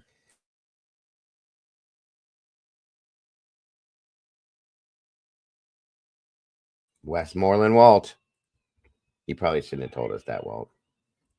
It is very cold. As Mary just said, it's about 7 degrees out where we are, or at least the wind chill is, and it feels like that. But these crews are dedicated, and the work continues. For now, reporting in Unity Township, Westmoreland County, Krista Rose, KDKA TV News. Well, I'm grateful for one thing, that they didn't just stop looking for her, because that would have, like you said earlier, would have aged horribly. Absolutely horribly.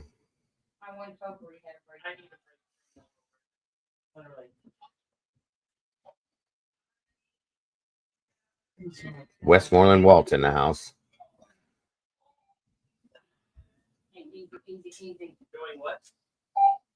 What is this? Let's see here.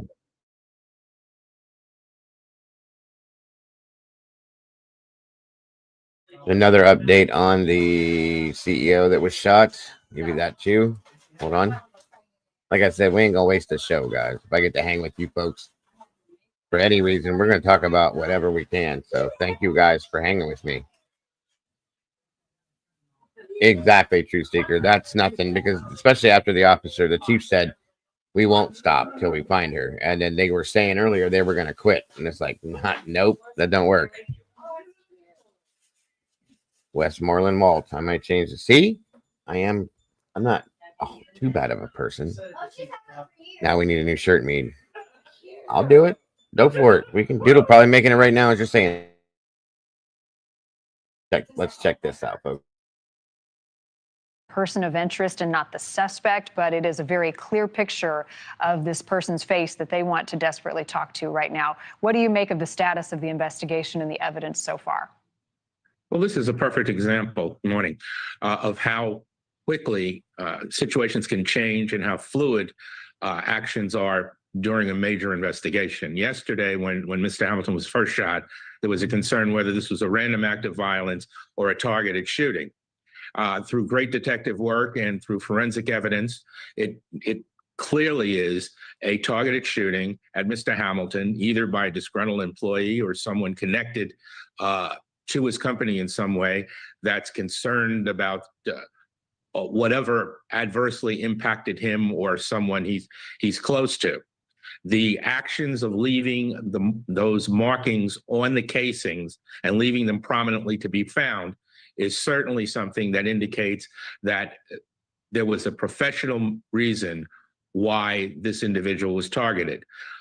The surveillance cameras that showed his movements afterwards indicate that this is someone who knew in advance where Mr. Hamilton would be, knew an escape route that would make him anonymous by disappearing into Central Park and using a city bike so that he didn't get stuck in Midtown traffic. So this was a carefully planned incident. And as it develops, we'll find exactly what the motivation of this individual was. The CEO is Brian Thompson of United Healthcare. As you look at the evidence so far, how critical, Wilbur, does the public become in identifying who this person of interest is and getting that information as quickly as possible to police? Well, they've developed from what was at the scene and from talking to witnesses that this information has been out to the public, now showing this photo. There will be individuals who quickly identify him. And in addition to that, the detectives may be working on finding a location where this particular individual was staying and getting a warrant issued to search that location, which will, if he is at that location, give them an opportunity to question him to find out what exactly his role was, if any, in this incident. Prior to this, there were some threats against some of the executives for the insurance company based on reasons you might suspect, people who felt they had been wronged or their coverage had not been granted. How important will that be in this investigation, or first getting this person in custody? How do they prioritize all of these tasks? Well, first, you want to identify an individual who is clearly involved in this, and whether they're a person of interest or a suspect, you want to debrief them and find out exactly what they know relative to the incident, whether they're the principals that moved against the victim, or whether or not they were hired by someone to move against the victim, what exactly their motivation was, and if there is a connection to some professional relationship with this company or some dissatisfaction with how this company treated clients in a way that would be problematic and, well, not necessarily require some kind of response, but clearly invoked an emotional response in the terms of the shooting. In your experience, do suspects in such a brazen crime as this is stay close by and monitor coverage to protect themselves, or do they get out of the area as quickly as possible? My question being, how likely is it he's still in the vicinity? Well, the detectives will certainly determine that. It's like an arsonist watching a fire. There might be a great interest.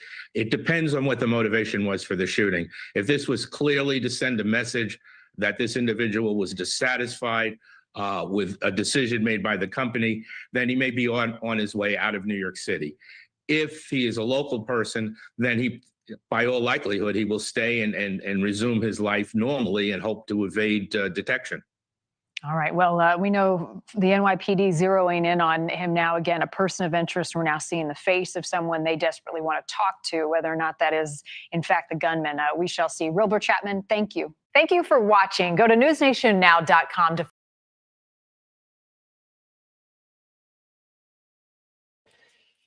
Clues on casing denied. Sounds like pissed off client to me, or son of a client, possibly, yes.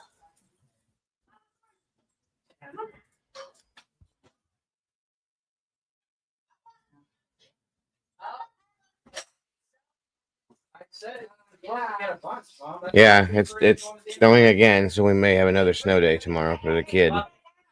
Knee pad Chad. Oh God. Let's see what else we got in here, folks. Saw that thing upstairs by the window when you step up there? Do not touch it. And I'm just telling you ahead of time, it's very breakable. And I've had it for many, many years. We probably haven't seen it in a long time. So you can remember. They're stating that they think that the gunman may want to be caught.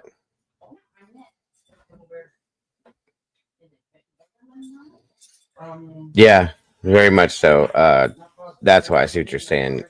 Hey, Murky, welcome. Good to see you, dear.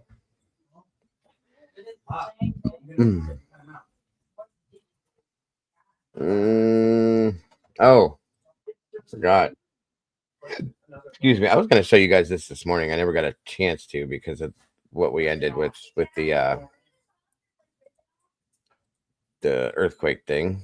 Steven, good to see you, brother. Here's something a little interesting, guys. Check this out. in our missing series, New this morning in our missing series, a California man is desperate to find the love of his life, hoping that his baby boy will have his mom home for Christmas. It has been nearly a year since Zoe Penrod left her home in Northern California, confused and paranoid in the midst of a mental health crisis. The then 39-year-old mom left behind a fiance, an infant son, and dreams of a future that have now vanished. Her fiance, David, has been looking for her while trying to raise their now one-year-old son alone. December 31st, 2023. It was supposed to be the brink of a new year and new possibilities, with a new baby boy and a wedding planned for May. But on that New Year's Eve morning, Zoe Penrod walked out of her home in Myers Flat, California, and out of her life as she knew it. She hasn't been seen since. She had, I don't even know. It's hard to wrap into words all that she was for me. The weeks leading up to that New Year's Eve morning were rocky. Zoe was acting erratically and was briefly hospitalized, diagnosed with postpartum psychosis. She wasn't making any sense whatsoever. She just, like I said, she was talking about power marbles, and she was convinced that that there was people listening in on all their conversations. Zoe had endured a 76-hour labor when she gave birth to her son Daniel in July of last year. She and her fiance David were so happy with I their new responded son to you, and planned to Leslie. marry May 4th of this year. Stop it. I was gonna be like, see what happens when you get all the Hey, rocks on her. Barq, welcome back, dear. But within 5 months of Daniel's birth, Zoe stopped breastfeeding and began acting erratically, getting into a dust-up with police at a local casino and running out onto a highway overpass to avoid help from family and friends. Zoe was checked into a hospital in Garberville, where she was diagnosed with postpartum psychosis, but there weren't enough beds to keep her, and she was sent home just 3 days later, the doctor telling David that Zoe needed some vitamins, food, and rest. I was like, you're telling me a snack and a nap is what you prescribed to her, and now she's okay? Zoe wasn't okay. Within days of her release, her delusions reappeared and accelerated. In the early morning hours of December 31st, Zoe was up pacing. She was sprinkling me with that water, saying, bless you, bless you, bless you. But then she started drawing these crosses all over the house, on cabinet doors, on chairs, on the door of the house. Zoe went outside into the yard. David went out after her to get her to come back inside. But their son Daniel began crying. While David went inside to change Daniel's diaper, Zoe disappeared. David walked the neighborhood but couldn't find her. He reported her missing the next day. Deputies from the Humboldt County Sheriff's Office searched for Zoe on land and by air. She was seen on a surveillance camera at a business in the area wearing a light-colored bathrobe, walking north on the Avenue of the Giants at about 8:30 on the morning she left. I think that somebody picked her up. And I think that in that state of mind, she would be easily coerced into a car. She's cold, she's hungry, she's been out in the woods for, all night long. It's raining, it's cold, it's miserable. So somebody could have coaxed her into the car pretty easily. But Zoe wasn't just battling an illness when she went missing. She and David were involved in a lengthy legal dispute with her adopted mother. David said he'd been very troubled by a letter her mother sent her months before she disappeared. They were quarreling over Zoe and her sister Jessie's inheritance of some property of her grandmother's. In the letter, her mother said, I will spend all my money and also Jesse's to get you removed as a trust beneficiary. And then her next sentence is the one that draws the most interest to me. It says, you will be legally dead, period. David is haunted by this letter and the fact that it's been almost a year and there are still no answers. Right now, I'm just so upside down with everything in this world because I don't have my other half, and it's killing me every day.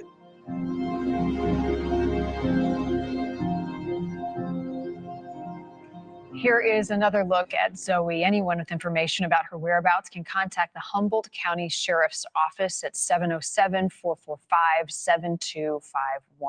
Thank you for watching. Go to newsnationnow.com to find News Nation on your television provider. And don't forget to click the red. That's really sad. Really, really sad.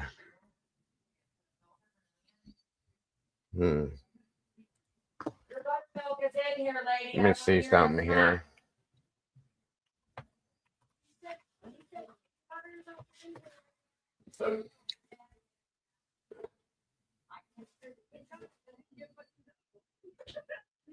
Yeah, they do have a full facial. Hang on, you guys.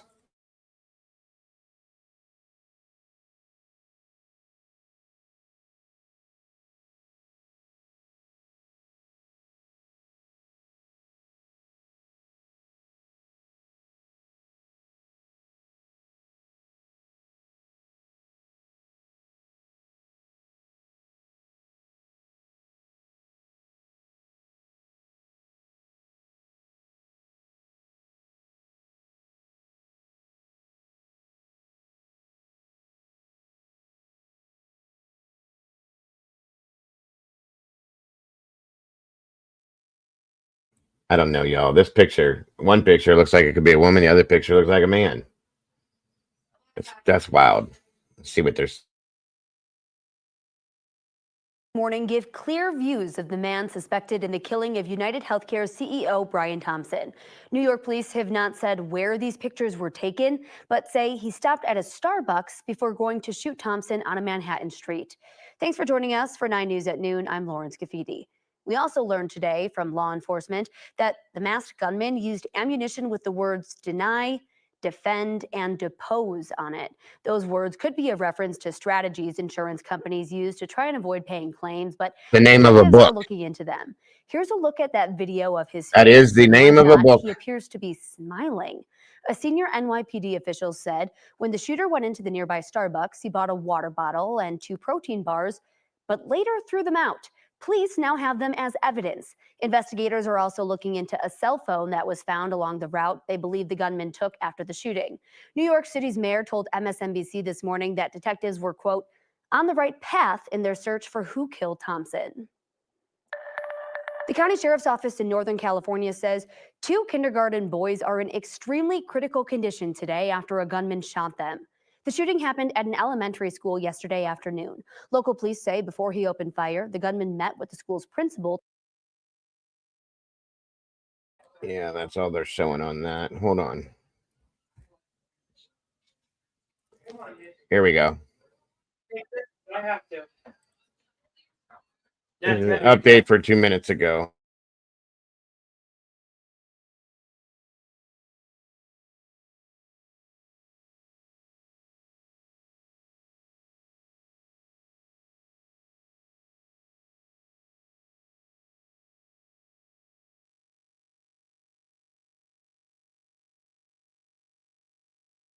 Back up. Hey, what you doing, buddy? Say, this is one you guys probably never met. This is my Oliver kitty. It's okay. It's okay. I know you're nervous. It's okay. He gets nervous. He doesn't like being inside. Say hi, Ollie. Say hi. This is my Maine Coon, Oliver. He's the big boy. He's the big boy. All right. There you go. He's really getting irritated. He hates being in here. Come on.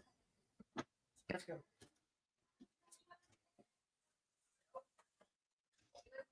It's cold and it is dumping snow right now. Tried to bring him in. He won't come in. So we put him in his house. All right, let's see what we got. Hostels in New York City a day after a man gunned down the CEO of United Healthcare in a busy part of Manhattan. That's right. ABC's Rena Roy has more from New York. Authorities asking for the public's help, releasing unmasked images of the man wanted for questioning in the shooting and killing of United Healthcare CEO Brian Thompson. The surveillance photos taken at the High New York City hostel, where police sources say they believe the alleged gunman shared a room with 2 other men. The NYPD has obtained a warrant to search the hostel, wanted posters posted outside. Sources tell ABC News detectives are also canvassing other hostels and locations, showing the suspect's picture as they work to identify him. A surveillance camera capturing the brazen Wednesday morning shooting. Police say Thompson may have been targeted. Detectives discovered writing on the shell casings found at the scene with the words deny, defend, and depose. Delay, Deny, Defend is the title of a 2010 book about how insurance companies How handle do they know where claims. this guy The use of lived those already? words have led police to believe that the suspect may have a grudge with either United Healthcare, Thompson, or the insurance industry. Many people passed the suspect, but he appeared to wait for his intended target. Police sources say detectives believe the gun is a B&T Station 6, which is not easily attainable, so investigators are tracing sales of this kind of gun. The actual weapon used in the crime has not been recovered. Law enforcement sources told ABC News police are also examining surveillance videos which showed the suspect after he fled the scene. 50-year-old Thompson was in New York for an investor conference and was walking on the street without security when he was shot. He leaves behind a wife and 2 children. The parent company of the hostel, Hostel Yeah, it's coming International down hard USA, right now, released a guys. statement Like, it's a saying blizzard we here are right fully now. We already cooperating got with the hammered this morning. NYPD. There is a $10,000 reward being offered for information in this case. Rena Roy, ABC News, New York. This is getting more interesting by the minute. Deny, depose, defend. Really curious to see what that comes out to mean in the end of this, truly.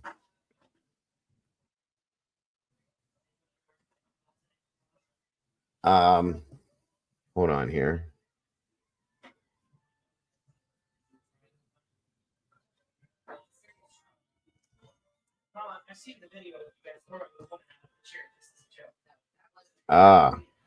New evidence may point to motive.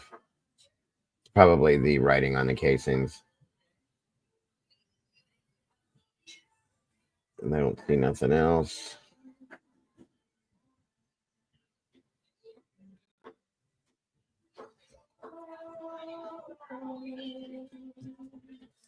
I'm looking now. Hold on. We got a clear shot case of his face, that's for sure.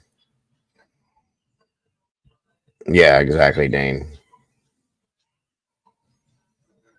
That could have been way worse. Thank God it wasn't. And I'm just praying. I'm kind of monitoring the aftershocks with another channel I'm monitoring and seeing what they're coming up with. And there's nothing bad yet, so that's good.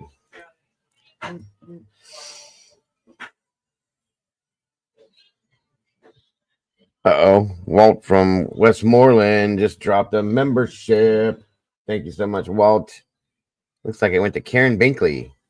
It was gifted. Congratulations, Karen. Welcome to the sauce and welcome to the channel, Karen. If you're newer, appreciate that so very much. Walt, you're amazing, brother. Appreciate you for being so generous and gracious. Thank you again. You're awesome, brother. Walt from Westmoreland. Gotta love it. Gotta love it. You know what, you guys? I'm bored. I'm lonely. Why am I lonely? Let's see what we got here. Welcome to the sauce, Miss Karen. Karen Binkley. Love the name. All right, let's see.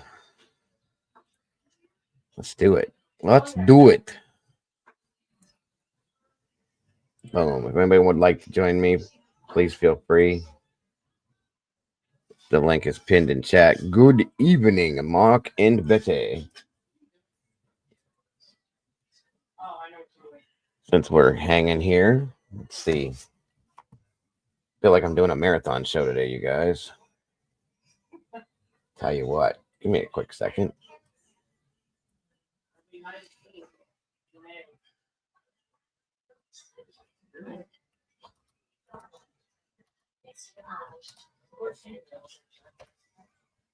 Cheers to you. Oh yeah, Murky, I canceled it. I even canceled it in my title. It may not have showed up yet, but I did. Let me see something here.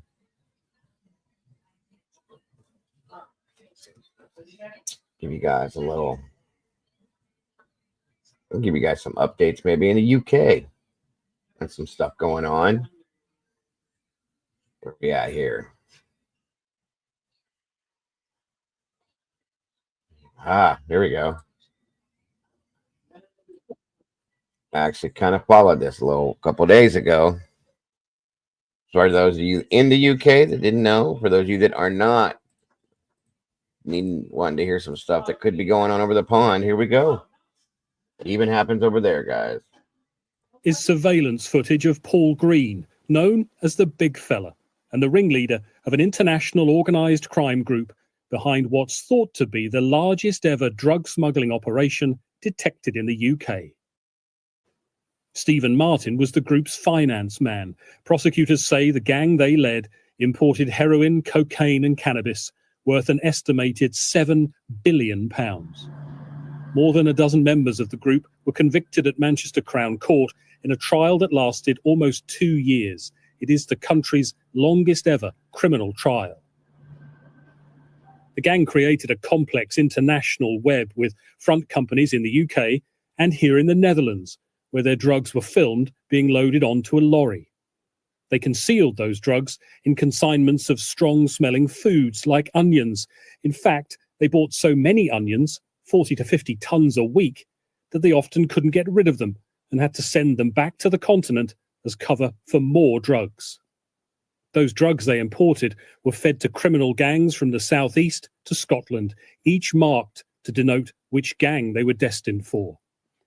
The National Crime Agency said what Paul Green was running distributed addiction, misery, social degradation, and in some cases, death. Criminals like these have no regard to the public and public protection and people. It's all about their greed. It's all financially driven. It's all about financial motives. Paul Green, who was the principal here, he had no regard whatsoever. He recruited people to work in his crime group. He duped innocent members of the public using their bank accounts. Even on one occasion, he took out a mortgage in an innocent member of the public's name to repay a drug debt. And that's the lengths that these people go to. What was laid out in court was, the National Crime Agency said, a setup that any multinational company would have been proud of. Please, open the door. At the time of his arrest, more than £1.5 million had passed through the bank accounts of Paul Green and his wife. He was jailed for 32 years for running what the judge described as drug smuggling on an industrial and hitherto unprecedented scale. Greg Milam, Sky News.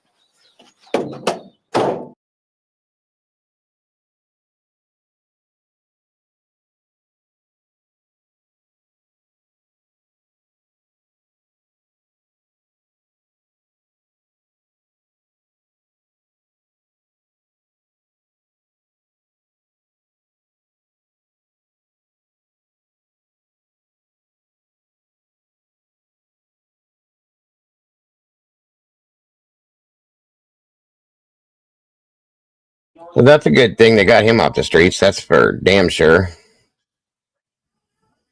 Oh, I see what you're saying, Murky. A little bit like Jake Gyllenhaal. Yeah, I can see that a little bit.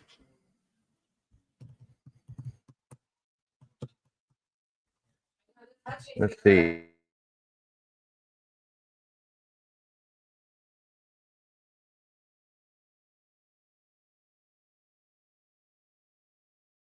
Now, this is something else I'm going to be looking into deeply, folks, this case here, if you guys are still with me.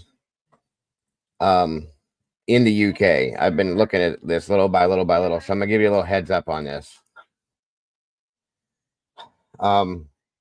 We're always looking at and talking in regards to autistic children. It's one of our passions here in this channel and a few others.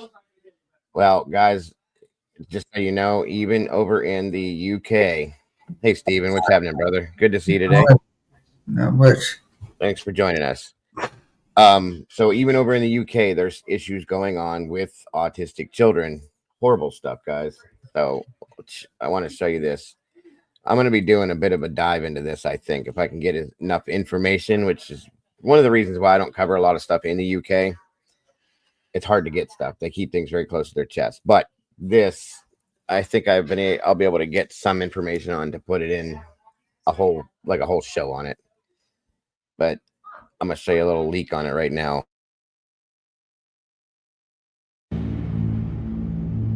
Inside the school that abused its own pupils, autistic children pushed into so-called calming rooms and locked inside alone. 3 years ago, a box of USB sticks was discovered inside Whitefield, a special school in North London. It contained 500 hours of CCTV showing pupils, many of whom are non-verbal, being abused and neglected. Our 3-year investigation has... Hang on a minute, because I know how this makes me feel, and it might make somebody else feel some kind of way. Trigger warning. Content may include sensitive or violent content not suitable for all viewers. Feel free to step out if needed. All right, guys, here we go. Has tracked down the families affected. Is there any humanity in that video? And obtained leaked footage and documents revealing what really happened. I don't think so. They should be getting away with it. Generally, I don't think so.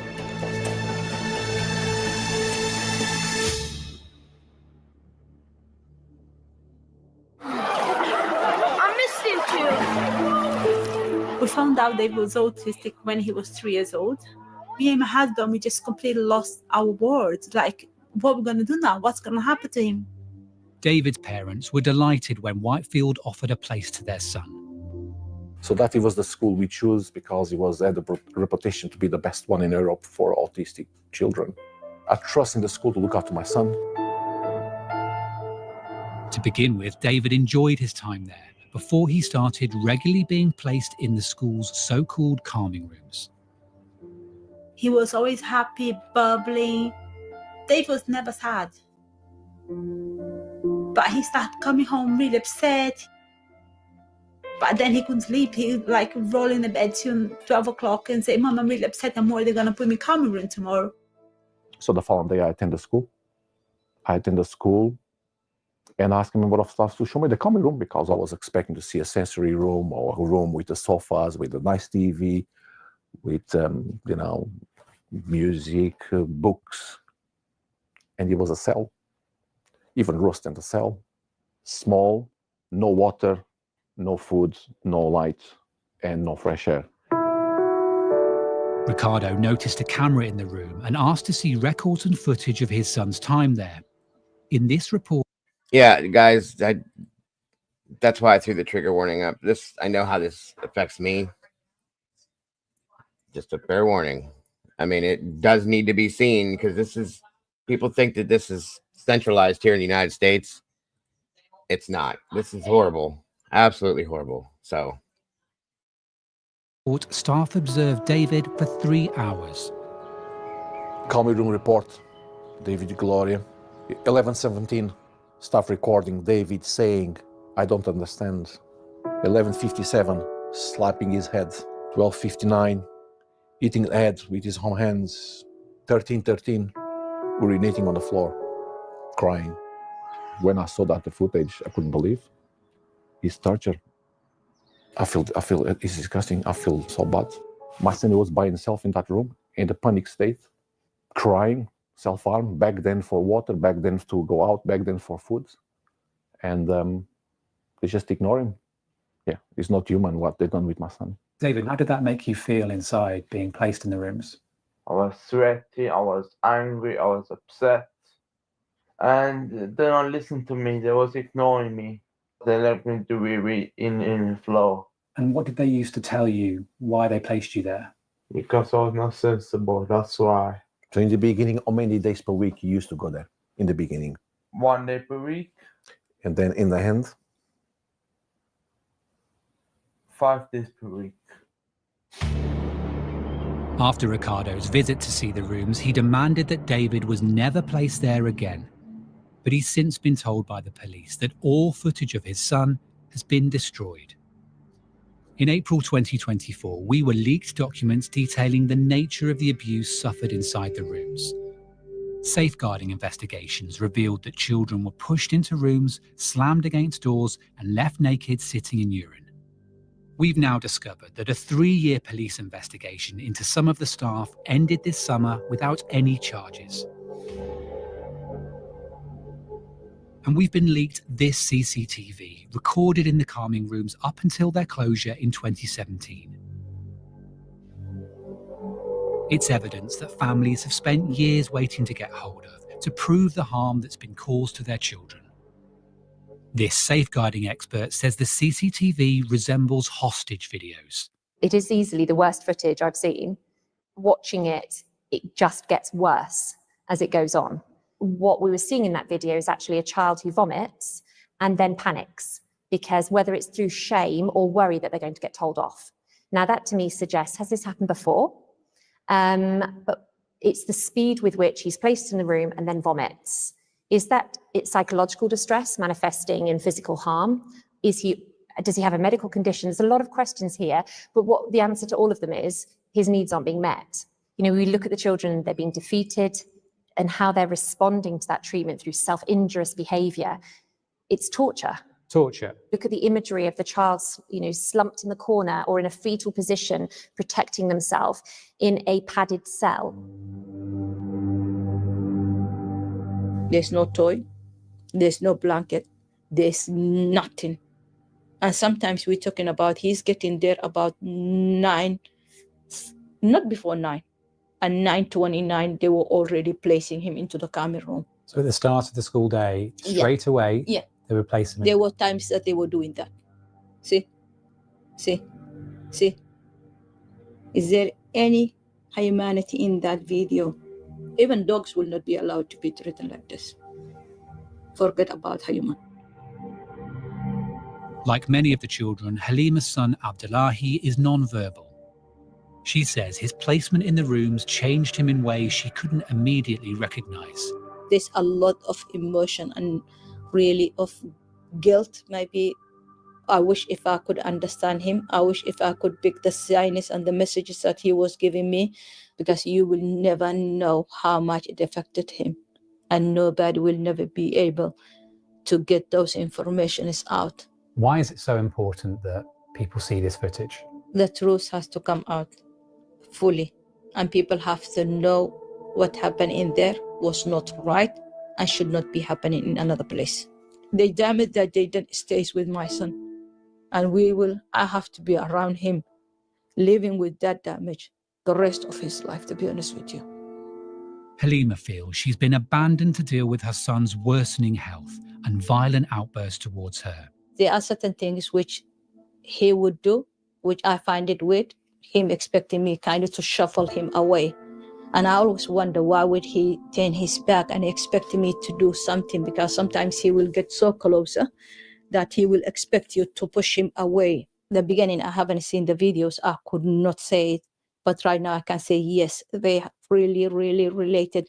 So there's no way somebody can tell me that is not related to that one. They can tell me a lot of things, but they cannot tell me that's not related. And you've been forced to live with the consequences. To pick up the damage that they did. If he becomes upset or he becomes really frustrated, he can let you with black eyes to the ear, to be honest with you. Those are the scratches of that he is giving me. He will dig them so deep because I will have just to hold his hand, just trying kind of reassuring or trying to soothe him. Although the school's policy said the room should not be used where there is any risk of self-harm, footage shows many were left to injure themselves. So what's the impact on these children? There's that immediate physical harm, but in terms of the psychological harm, that's lifelong, particularly for autistic children. That will have a significant effect on how they are able to develop socially. Their social development is being significantly impaired by the people whose role it is to develop that and to improve that. Children faced emotional abuse and neglect. Here, this boy's coat is thrown at him. His mum says his behaviour changed after being placed in the rooms. And he became a danger to her other child, a baby, leading to him being placed in a residential home.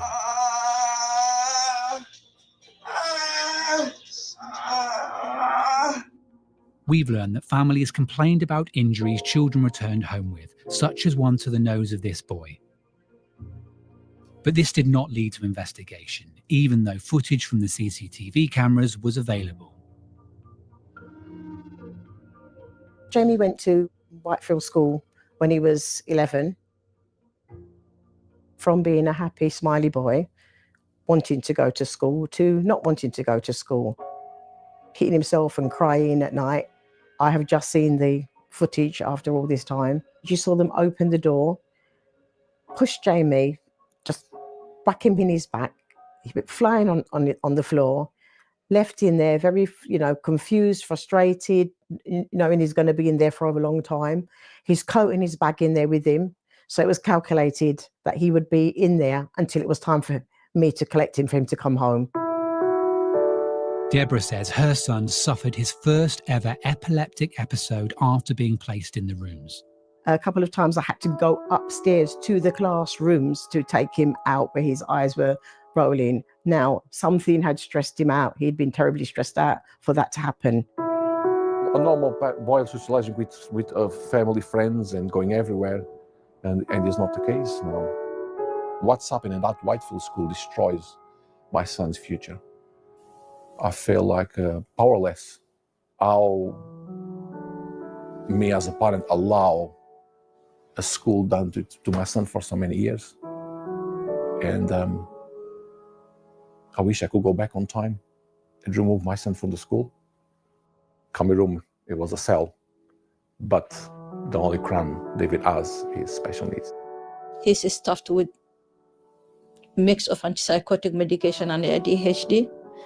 So nobody will never be able to know. And that really, really, really, not only me, that kills everybody, to be honest with you. Our investigation has learned that the police repeatedly took their evidence to the Crown Prosecution Service, but it was judged not to meet the threshold of child cruelty.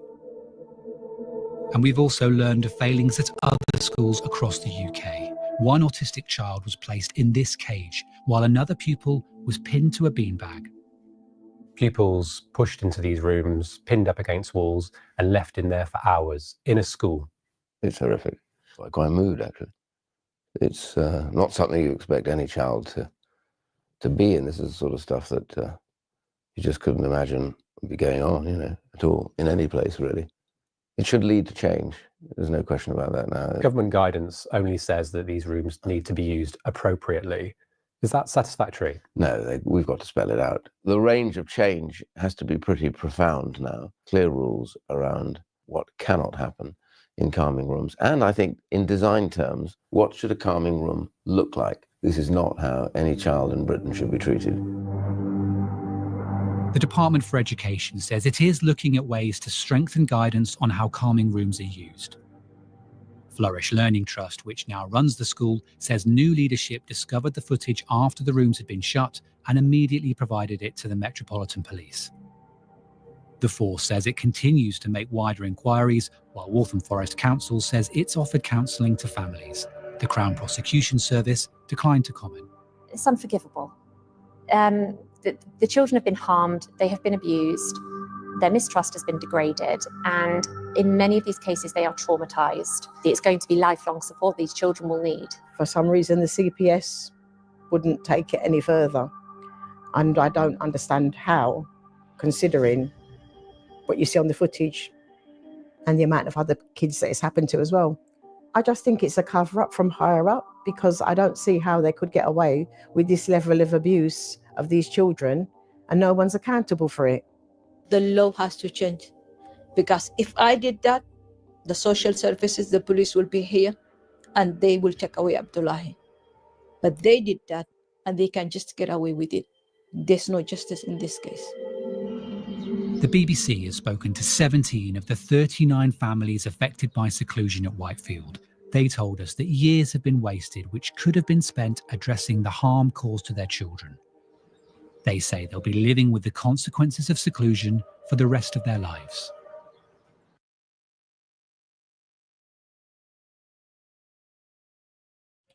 It's a pretty sad situation. Really sad, actually. I wish people and I wish they would just leave these kids alone. I wish that all of our children would be left alone, period. But especially these autistic children. I wish they would just be left the fuck alone. Sorry for my language. This shit makes me sick. I'm so tired of seeing it.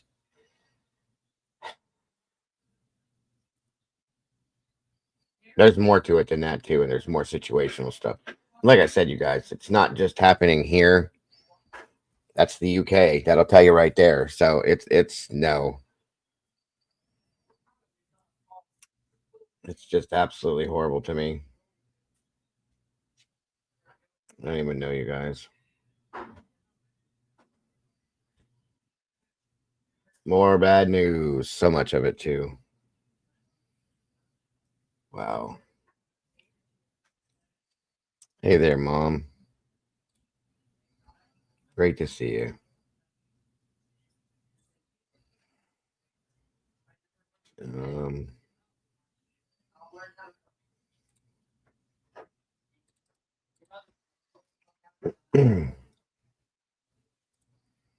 So what do you think, Stephen? What's your thoughts on this? Well, I was in them kind of classes. Well, what they call special ed classes. Yeah. disability classes or whatever they call them now. But in because I was in '95 when I graduated, but the classes when I was going to school wasn't like now because they had all that technology that they had. The now it's kind of like why you have to keep bringing up the bad stuff in front of the kid anyway. The kid don't need the bad; they need the good. And they taught negative to the kid all the time. A lot of these teachers, when I was in school, and I remember one teacher said something to me, and I got up and took a stand and said, "No, you're not going to do that," because she was going to touch me. I said, "You don't touch me." Right. Absolutely. And I walked out. I remember I walked out and I went to the principal and told them, and they ended up got rid of the teacher because I think she was a substitute teacher and she was feeling because the teacher wasn't going to be there for like 3 months because she had her baby or something. And I said, but no, you don't touch a kid. You don't touch nobody. I mean, unless there's something wrong with you. Yeah, the only way you should be putting your hands on somebody else's child is if you're trying to help them, not to discipline or any other reason at all. But yeah, it's a sad situation because I was sitting in them classes and there were several couple of them that had cerebral palsy. Some of them had some speech impairment, whatever, and I could see. And then there were some that just were in broken homes. Like the parents didn't give a crap, and a lot of them probably never saw their parents at all because they're probably in jail, because of drugs or whatever. Sure. But and you look at that situation because if you look at the welfare people and a lot of the kids that I grew up playing with out on the street, they were the welfare folks. And some of my best friends, and now one of them right now, they graduated from high school. He's a cop now. And I look and I salute him and say, you know what? You're better than your daddy. I'm gonna tell you that. Right. Because Absolutely. He's in prison for killing somebody. And I said, but now he said that his daddy's out of prison because of pardon, and he's about 70-something years old. He changed his life around. Some people will do change, and some people don't change. And I just tell people all the time that these autism kids and autistic, they're like us. They can't help what they do. They can't approve. There does need to be a change in the law itself. How much can these kids tolerate this stuff?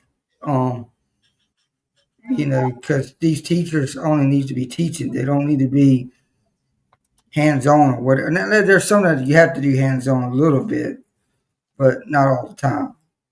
Nobody has the right to hurt these children, though. Yeah, not the way that was. That was like torture, like what that woman said, torture. Yeah.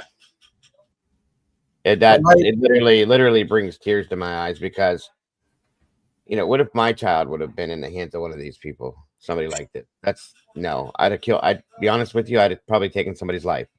That's fact. I can't even think about it.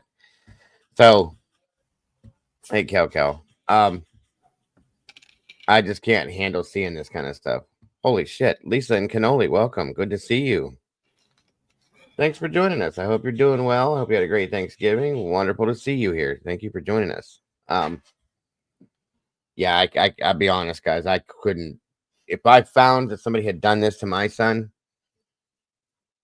guys, I wouldn't be sitting here talking to you right now. That's fact. There's no way in hell. But you cannot hurt a child or anyone. There's adults that have been treated this way that are autistic. that does not understand that you're doing anything other than hurting them for no reason. They don't get it. All they know is that you're hurting them. They don't know why. They don't process the reason. With all of these nonverbal children and this, they don't get it. Why is this person hitting me or beating on me or kicking me or any of that? Why? It's hurting me. That's all they know, you guys. It's disgusting. So if nobody that does this should have, most of these people have degrees or they work in specializing in with these kids. How can you do this if you have no idea how to treat these kids? Shame on you. That's all I'm saying. Go ahead, Steven. Sorry. It's just like I got stepbrothers in prison because he killed a homeless man. Mhm. And he was working with these, I don't know, with these organizations or whatever, with feeding the Thank you, homeless. Lisa. And they Keep said going. he will never get out because they said life with parole, but he might be out, because he might be in a self-defense mode. Because some of these homeless people, I mean, they more nasty than any some can be very, very mean. But the way that he did it, he should not done it. The way Right. he did it, stabbed him about 10 times. I said, what on earth? But in the court when he went, because he lives in Vermont, he's in the Vermont jail right now. Mm-hmm. But he's getting ready to get transferred to North Carolina, to our state prison here in Raleigh. And that ain't no joke there. They got some mean people there. Right. And but I was just asking Dad. I said, when you were in the court, what was his expression on his face? Well, the first day he kind of laughed at the judge. The second day, I think it was more like the verdict on what his sentences was. But his sentences is like 40 years or something like that. But if Okay. he does everything that he's supposed to do, he could get out early. The way things are now, if you do exactly what they say. But he has a computer, and I don't understand. With you talking about that, that's a good thing. That's really weird that you brought that up, to be honest with you. Let me show you something. Steven, since you pulled talking about possibly getting out early, this is pretty wild, you guys. And it's kind of scary at the same time. Yeah. Because let me show you.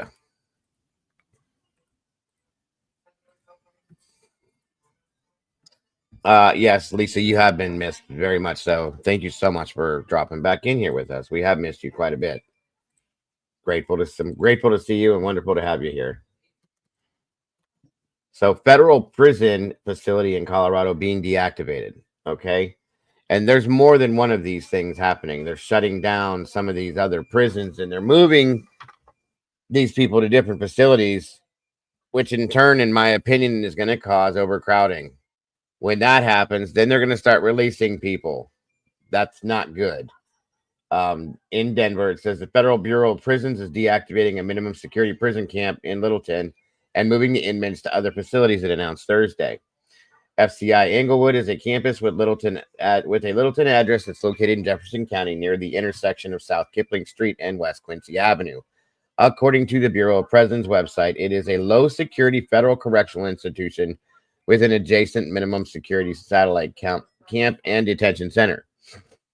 The Bureau's release, it said the goal of deactivating the satellite camp is to maximize resources and mitigate safety concerns.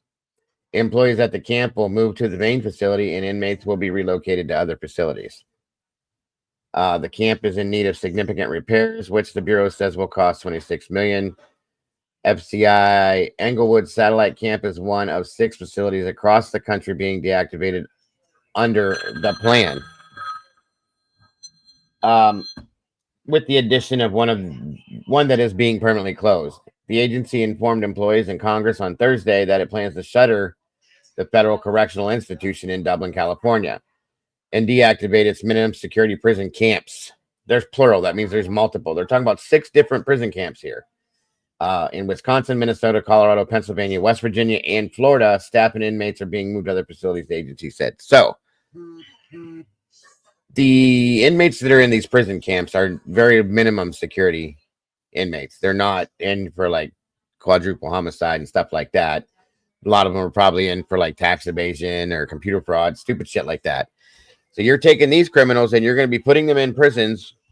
I'm sure they're going to try to keep them in minimum security prisons, but still, at some point, these places, if they keep doing stuff like this, it's going to overcrowd. Then they're going to start releasing other people back into the public that probably should not need to be. This is going to turn into a problem, in my opinion. And it says in a document obtained by the AP, the Bureau of Prisons said it's taking decisive and strategic action to address significant challenges, including critical staffing shortage, crumbling infrastructure, limited budgetary resources. The agency said it's now downsizing and is committed to finding positions for every affected employee. That's great. Okay. But still, let's see here. The closures are striking coda to the Biden administration's stewardship of the Justice Department's biggest agency. After repeatedly promising to reform FCI, Dublin, and other troubled facilities, the Bureau of Prisons is pivoting the closures and consolidation, citing inadequate staffing and staggering costs to repair aging infrastructure. So rather than fixing these things, they're just going to shut them down. And this is going to cause other problems, in my opinion, you guys. Just saying.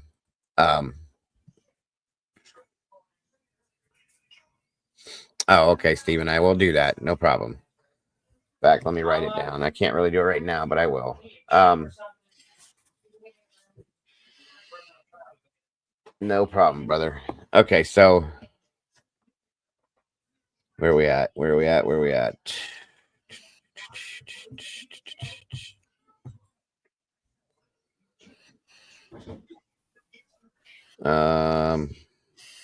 What's the matter, Cal? And Walt, what are you talking? I'm not clicking on the breakfast burrito, Walt. Anyway, the reason why I brought that up is because Stephen was talking about his stepbrother being transferred to different places. So it just made me think of that. And it's something else somebody in here had sent me. So so they don't have enough people to work in the prisons. They're gonna, well, it's not even that. It's that the facilities are falling apart. They need fixed. And rather than dropping the $26 million to fix the places, they're going to be moving people to different facilities and causing overcrowding, in my opinion. So that's what it's saying. You're okay, Kel.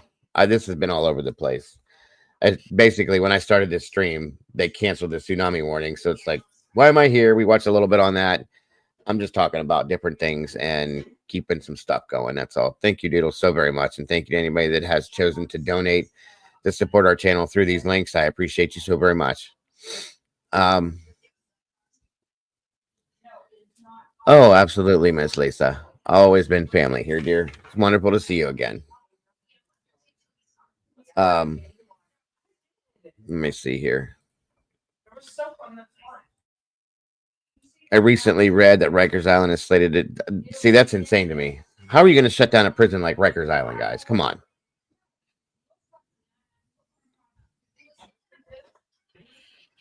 Thanks for tripping me as that came in. What's up, Tomboy? So anyway, yeah, there's a lot of trafficking in these prisons. There's all sorts of stuff that goes on. But still, if they're talking about releasing people from prisons back into society because they're overcrowded, that's going to cause problems, you guys. Think about it. We don't need these people back out in society until they have been rehabilitated. If they've been rehabilitated, we have enough shit to deal with. Guess what? It's going to happen regardless of what we want.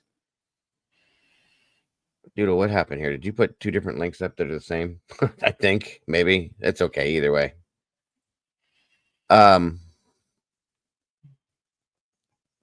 Murky says, too many teachers everywhere are overworked. Way too big classes.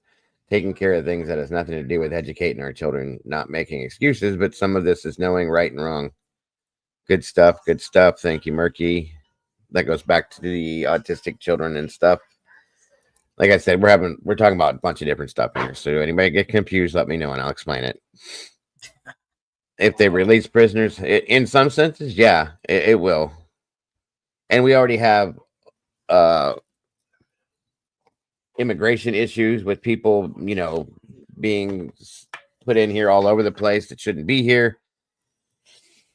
I can't imagine Rikers Island being shut down. That blows my mind. That's a very important prison in this area, and it's huge. So that's gonna they shut that down. Where are they sending all those people? That's the thing. Oh my goodness, you are gonna probably be in trouble. Good luck with that one. Thank you, Doodle, for that one. I see what you did now. No worries. All right, moving on.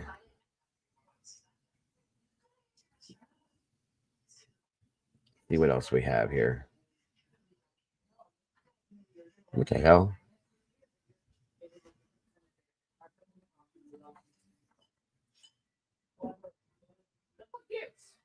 Give me a second.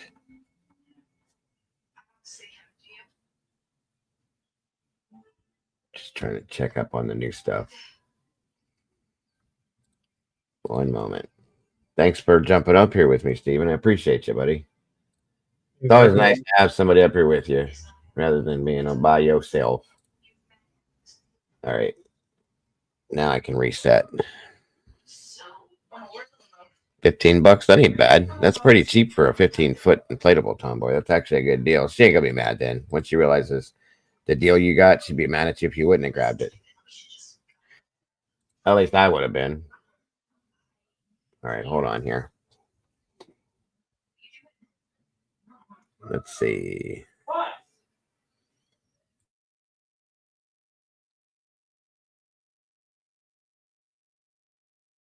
Bear with me just for a second, guys. I'm trying to get something loaded in here.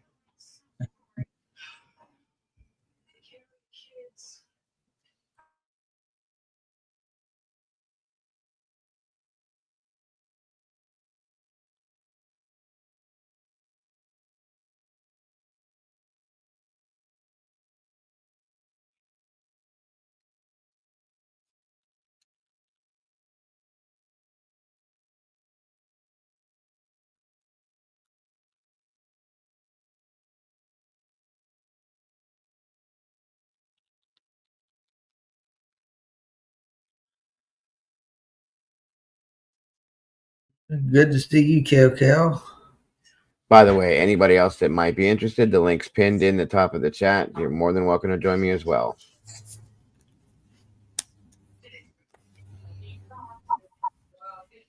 Let's see here.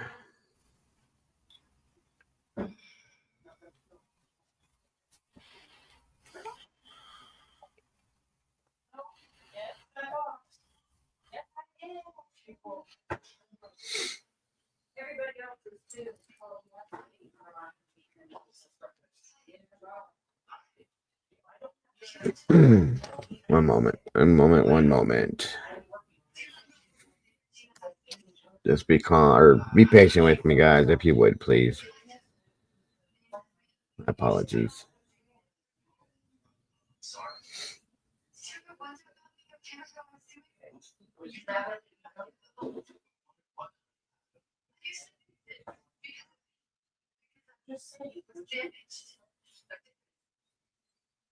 Oh, yeah. Hold on.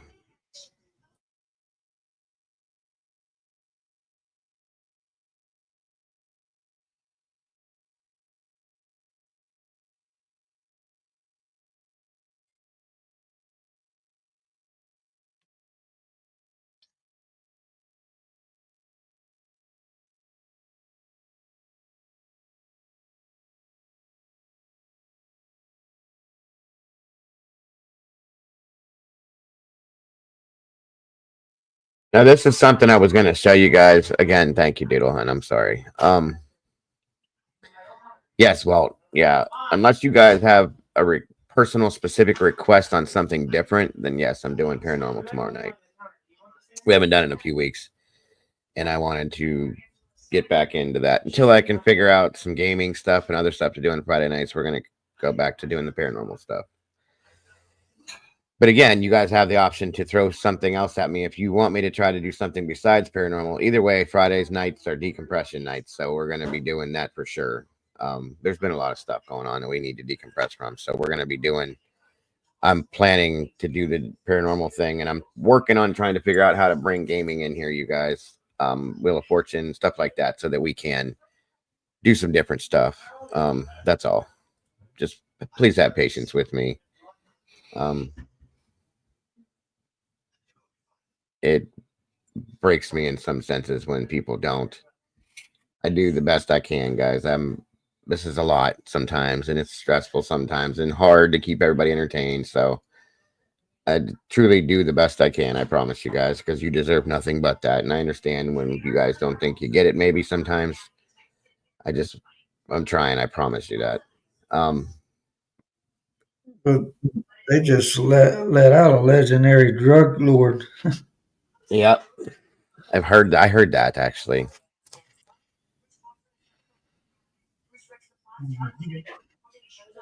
Yeah, I want to do some of the games too. The word game we're definitely going to do, since I know I can work that one in here, and think you guys have fun with that. Oh, I know, Stormy. A lot of you guys are very, very reciprocative. You know what I'm trying to say, and I appreciate you guys very much for that. I do. Okay, so if you guys, do you guys remember? I know you do, the Micah Miller situation. This popped up the other day, and I was reading this earlier this morning. I went, wow. I never got a chance to throw it into the morning show, but this is pretty interesting as far as that goes. I didn't know if a lot of you guys knew this. And it's a little bit of a game changer for that case, in my opinion. A little bit, not a whole lot, but a little bit.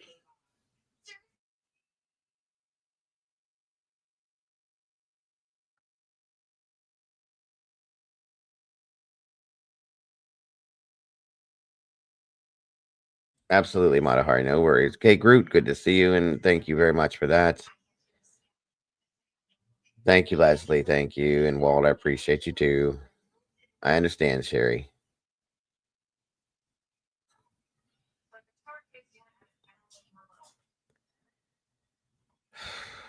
Okay. Hold on a minute. Family that was raised. I lied about the fact that I sent the money to the family that was raised. I had used the money to my personal situation. Every time we said justice for Micah, I just want people to know that we meant it. The family having to go through this on top of everything else, I cannot imagine. In a shocking twist to an already heartbreaking story, a member of a fundraising group that raised thousands of dollars from Micah Miller's family has confessed to pocketing the money. Yeah, what was meant to support Micah's family through tragedy was instead spent on alcohol and personal debts. Just a devastating and horrible situation. And I'm going to talk with one of the members of the fundraising group to try to understand what happened here. Welcome to Sidebar, presented by Law and Crime. I'm Jesse Weber. I want you to imagine something for a second, okay? There's an online auction, and it's set up to provide some level of support to a family that is grieving the loss of their loved one, only to come to find out that that auction is hijacked by a scammer who pockets the money. Yeah. And who does this center all around? Who has been victimized? The family of Micah Miller, the 30-year-old woman who died by suicide earlier this year. So before I even get into what happened here, I got to catch you up on this story in case you don't know it. So Micah Miller died in April, and her death was ruled by authorities to be a suicide after she was found dead from a self-inflicted gunshot wound in Lumber River State Park in North Carolina. And this was, by the way, just days after serving divorce papers to her husband, Pastor John Paul Miller. And despite this, Micah's family and friends believe that her death was really just a tragic result of years of emotional and psychological abuse at the hands of her husband, John Paul Miller. Now, again, these are allegations. Her sister, Sierra Francis, has been quite vocal in criticizing Miller, supporting Micah's claims of manipulation and control. Micah allegedly accused Miller of grooming her at a young age, starting from when she was just 10, manipulating her through their involvement in Solid Rock Church. Micah also alleged that Miller had orchestrated her hospitalization to steal her car, posted a nude photo of her without consent, tracked her movements using hidden devices. Essentially, these accusations paint a picture of a woman trapped in a very controlling and scary relationship who was trying to break free. However, as I said, these are allegations. To be clear, John Paul Miller, including through his lawyer, has adamantly denied having any part in Micah's death. In fact, it was confirmed he was hundreds of miles away in Charleston when Micah died, and he has never been arrested or charged in connection with Micah's It's a death. piece of garbage. However, we know it was a bit odd when he announced her death during a sermon at his church, and we also know that the legal issues for him have continued, including an assault charge after an altercation with a protester and an FBI raid on his home in October. By the way, we have been trying to stay on top of every update in the Mike Miller story for you. And with that, I have to thank Upside for sponsoring this episode of Sidebar because they help to make shows like this happen. And right now, they have a special Black Friday promotion, which has been extended through Cyber Monday. And Upside's great. It is a free app that gets you cash back on daily essentials like gas, groceries, food. So when I put my gas, keychains, T-shirts, craft goods, they were promised again to generate funds that would be sent directly to Micah's family. All good, right? This is a good thing. Here's the problem. Over the course of the fundraiser, Nelson raised approximately $11,000, maybe a bit more. But instead of using the money as promised, she ends up spending it on personal expenses. You see, the turning point came in July when Micah's sister, Abigail Francis, learned of the fundraiser. And she asked Nelson to see the records of the donations, hoping to confirm that the funds were actually going to the family. So Nelson apparently gives Francis this spreadsheet, which claimed that a little over $11,000 had been collected, but the expenses were listed at a whopping over $6,000. So Francis suspected something was amiss, something was wrong, confronted Nelson, and that is when the web of lies began to collapse.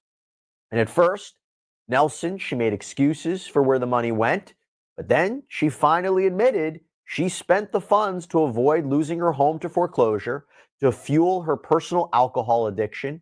She used the money on other bills and expenses, including sex work, again, all unrelated to Micah's family. Now, before we go any further on this, I want to bring on a special guest.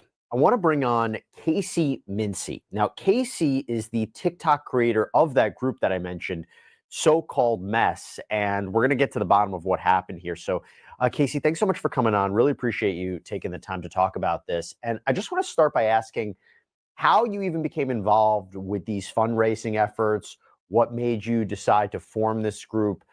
He got arrested at some point right after that, Cal, and then was let out on bond. We'll see what happens from there, but that's really all that's happened. The fact that he's a piece of shit that he is has not been affected. It hasn't affected anything with the case yet. I think it's going to come out in the wash at some point, truly, but that's really all that's come from it at this point. Let's start there. Well, I actually live in Myrtle Beach, and my husband and I own a print shop, and we actually did the printing for Solid Rock. So my husband knew Micah and John Paul and Trisha, and I found out about it. They did. They took computers. They took a lot of stuff out of that house, and they're taking it all apart, guys, piece by piece by piece, breaking it down and looking for anything and everything they can on him. So we'll see what happens from there. Pretty early on, pretty much a few days after her passing. And I had already had a TikTok account that, I had about 27 or 28,000 followers, and I wanted to spread the word. I wanted to bring awareness to her passing, and that's how it kind of got started. That's kind of my thought, Kel. What was your relationship like with Micah before we even get into the issue here? I mean, what was she like? What were your interactions with her? What were your interactions with John Paul Miller? For me, I never had any interactions with her. Okay. My husband did printing with her for Solid Rock. And yeah, so he knew her through that. He also went to the same school that John Paul did when they were younger. But yeah, we just did printing for them. She was a wonderful person. It was quite shocking to find out of her passing. And of course, we found out about the morning after when he did the sermon. And that was quite shocking to hear the way that he announced her passing. Yeah, that has gotten a lot of attention and started a lot of what we're seeing. So you start this group, you're raising money for the family. What was Susan Nelson's role and who is she? I had never met her until I started going live on TikTok. She came in wanting to do a website for me. That was the main thing that she was offering to do. But she also came in with a pretty extensive background. She said she worked for USA Today News. She said she had ran multiple fundraisers for other causes. Everything that she had done in her past seemed quite credible. And that's kind of how it started. She offered to make T-shirts for the family. She got in contact with the family and they gave her permission to do so. And that's how it started. And after she started to do the T-shirts, she started to bring on ideas for other things. And with her background being what it was, and we looked into it, it all seemed credible. Everything, that she had done was out there, and we found proof of it, and it all seemed, a little too good to be true, but we had no reason to not believe that it was. I mentioned before this spreadsheet where it listed how much money was collected versus the expenses. Had you ever seen that spreadsheet before? Not until the very end, once she was caught. See, she was the one that facilitated all of that. And it was I just hosted the fundraisers on my TikTok live. She, of course, with her background, she insisted that she knew what she was doing. She insisted that she didn't need any help. She had already done this multiple times before. So mainly what me and my group would do would be to help facilitate that on my live. So, we would run the auctions and we would try and keep track of what was going on. It wasn't until the end, once she was caught, we did see the spreadsheets, and that's one of the things that brought up red flags from, at that point things didn't seem to add up. We were not understanding how you raise this much money, but it costs this much money to produce. It didn't add up for us either. Talk to us about that moment. The moment you find out that she's, taking this money, essentially stealing it and using it for personal benefit, for all these kind of personal expenditures. What was your reaction? How did you find out about that? Well, we started getting a lot of reports from people that they were not getting their items. And it started out little bits at a time, and we would reach out to her and she would give great excuses. She always had an excuse for everything, but it got to the point where so many people were coming to us and saying, hey, we didn't get this. Excuses weren't adding up. And we finally started to question her more and more and put a little bit more pressure on her. And at that point, she started to get really defensive. And those were a lot of the red flags that started. And it wasn't until she had said that she sent the check to the family, and it was about a week later, and we were pressing her, well, did the check get sent? Did the check get sent? And it was attempted to be delivered. She said she sent it through an accountant, and that they sent it through certified mail, and then it was attempted to be delivered. And I said, well, did you reach out to the family and make sure that they were there to get the check? Oh, I didn't know I was supposed to do that. And I'm like, how do you not know that you're supposed to do that? You're a professional at this. This is what your background is, And then it was, we were like, okay, well, can you at least send us proof that you sent the check? Well, that's when she forged a fake email. And she had on it Sunday, September 12th. And September 12th was actually a Thursday. And at that point, we were like, why does this have the wrong date? And she admitted. And it wasn't until the next morning she finally confessed to everything. By the way, you mentioned the excuses she gave for not delivering the items to people. What were those excuses? Well, she would say, well, I sent those. I sent them last week, or I sent her. And it got to the point where she would say, well, that's already been delivered, or that thing was already sent. And I gave them a tracking number. Well, we found out later on there were fake tracking numbers sent to these people. So, yeah, there were a lot of excuses and a lot of That's things really that just didn't elaborate. add Even up. fake tracking numbers. Jesus. Have you been in contact with Micah's family as all this has been going on? Yes, yes, we were in contact pretty early on. I was in contact with them before she offered to do the t-shirts and the other things. I made it very clear to them that I wasn't the one that was running it. I made it very clear to them that I had someone who had a history with running fundraisers, and the one that, you know, had the Etsy shop and everything, and got them in contact with her. She was actually the one that helped them set up their nonprofit. So she had contact with them as well, pretty early on. And before I even get into this TikTok video Good calls point, and we'll play some Homeboy. clips Good. from it, what is their reaction to all of this? How are they doing for all of this? Their reaction was shock. Yep. I mean, as anyone could understand, frustration, shock, confusion, because I am the host of the live. I am the content creator for the lives that hosted it, but I wasn't the one who handled any money. I wasn't the one who handled any back end, you know, type of things. It was Sue. She had history of this. And so, I mean, it was portrayed to be our group, but it really Good point, mainly Merc. was Sue. We just tried to help her in any way that we could, and we had no idea. Yeah, and if anybody didn't know that it was all on her, there's this TikTok video call that's set up. And Nelson, through tears, confessed to taking the money. I lied about the fact that I sent the money to the family that was raised.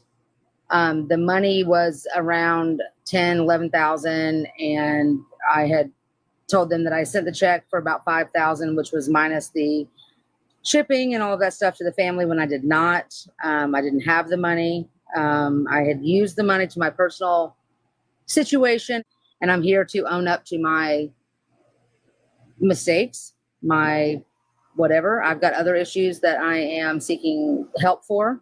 And she continued to explain that she had initially intended to use the money as promised, but instead she made this really bad decision to spend the donations when her personal financial troubles just seemed to escalate. It trickled from one thing to the next, to the next, to the next. And I didn't set out with that intent. I never did. Why would I set out with an intent to be malicious and steal and still create items and spend all the time doing all that things? I mean, that was never, it was a situation that I did. I did it. I mean, I have no problem. And while Nelson claimed that she never meant to hurt anyone, what happened? Her actions led to a lot of damage, both financially and emotionally. We all got connected because of Micah's story. And we have felt for her family and what they've been through. And the last thing we ever wanted to do was hurt them. Now, Casey, what led to the making of this TikTok call when Nelson confessed? Did she know that she was going to get on there and confess? Is that what went beyond that? What went behind that, I should say? Well, once we caught her with the fake email, she tried to be very adamant at that point. I do have the money. I've just not sent it yet. Well, come to find out, the next morning, we just kept pressing her. We're like, okay, where's the money? Do you really have the money? And it just got to the point where she couldn't lie anymore. And so she admitted that the accountant that she said she had didn't exist. She admitted it all, and it's quite, she did do what she did, and it's awful, but I will give her credit for coming clean. She didn't have to do that, and she did. She admitted to her wrongdoings and told the truth eventually. And I mean, how did you get her to agree to a TikTok call? That's a public forum, and she's crying on this and saying how wrong she was. I agree, Stormy. We got on a call with her, and I told her, I said, this was done publicly. We were on public lives. There are hundreds and thousands of people that donated money. We have to tell them something. So I'm going to have to go public and let these people know what happened. I can't just let this go, push it under the rug. And I said to her, I said, after everything that you've done, the least you could do would be come on this TikTok live and tell everyone what happened and let them know that it was you, that it was not me. My name has been thrown under the bus. My name was ruined because of all this. And thankfully she agreed to that. And I want to talk about that because you yourself took to TikTok and you I mean, it was an emotional moment. Absolutely, Parky. You expressed your disbelief at what had happened here. And I just want to show our viewers just a quick portion of that. We had been lied to. We had been used and made a fool. I was so upset to find out someone that we all trusted had betrayed us so bad. After everything the family had gone through, after everything that everyone had gone through trying to find justice for this woman, do you realize how hard this has been? I was an absolute freaking wreck that day, from staying up on phone calls for all hours of the night, where I was trying to get the truth out of someone who used my name and my platform and all of us as a means to commit fraud. And we heard some very raw emotion from you there. You expressed in your video when you found out this happened. Can you walk us through what was going on in your mind then? I mean, what went behind that video, and what were you trying to convey to everybody who's been following you? It was to find out that someone could deceive people the way that she did was one thing, but the fact that she stole from a grieving family, that was, and not just I stole them. That's what I can't get past, is the fact that this is a family that lost their loved one. Micah's dead. They lost her. She's not coming back. That is a slap in the face. That's horrible. That rips your heart out. Then this person steps in and makes these people believe that she's going to help them by doing these things, and then steals from them. Listen, folks, everybody struggles. Everybody has these situations. I go through this shit almost myself, where we all have debt. We have bills. We have, the possibility of losing our homes. We have all sorts of things, folks. I don't know how your brain could process and allow you to steal from a family that has just lost their heart, basically. Okay? How does your brain your heart allow you to do something like that? That's what I don't understand. This blew me away. I figured you guys would definitely want to see this after knowing what all went down with this. It's crazy to me that it happened. That's what I mean. How do you lay your head down on a pillow and go to sleep at night, Stormy? Truly.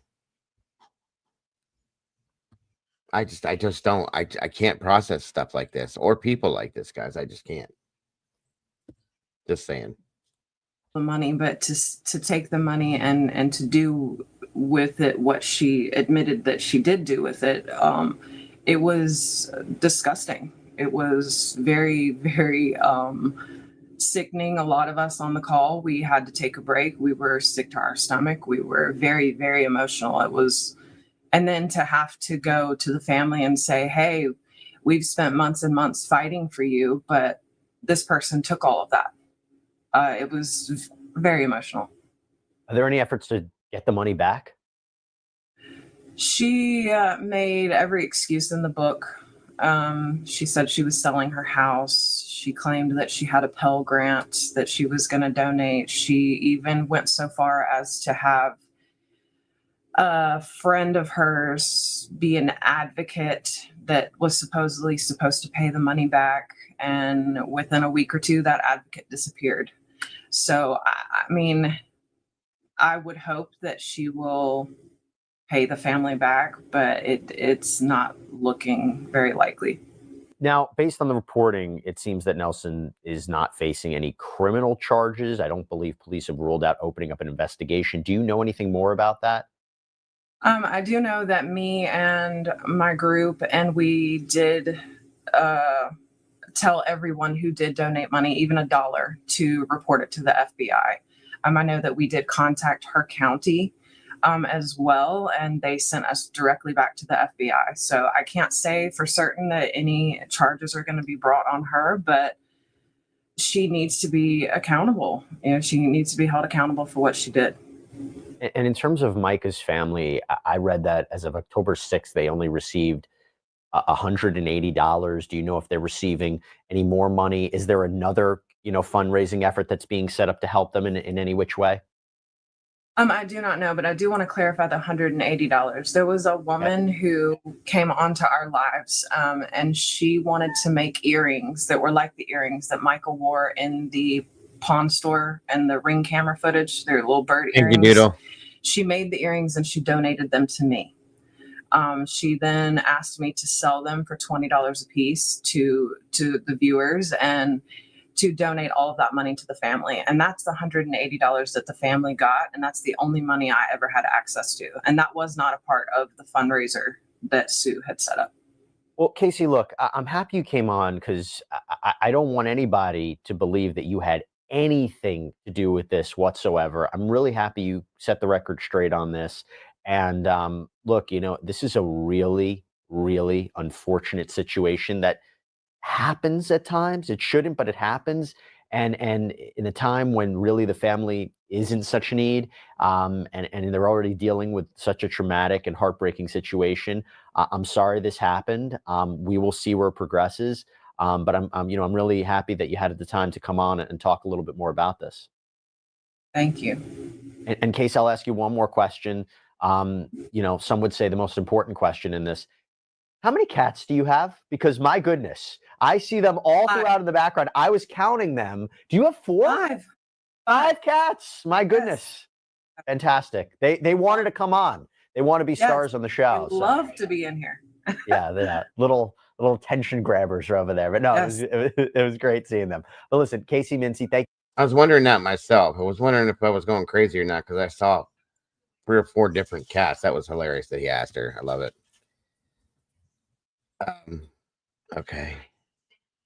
So that's going to be it for that. I just thought that was wild, folks. And I couldn't believe that somebody could do that. Knowing what they've been going through with the loss of Micah. It's horrible. There are some sick ass people, guys. Like I said, we all struggle. I struggle every day, folks. You do. A lot of you guys do. Okay. I could never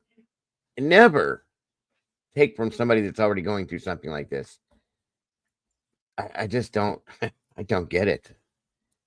And I hope she somehow has to. I hope she's punished for it in some sense. That's the only thing I can hope.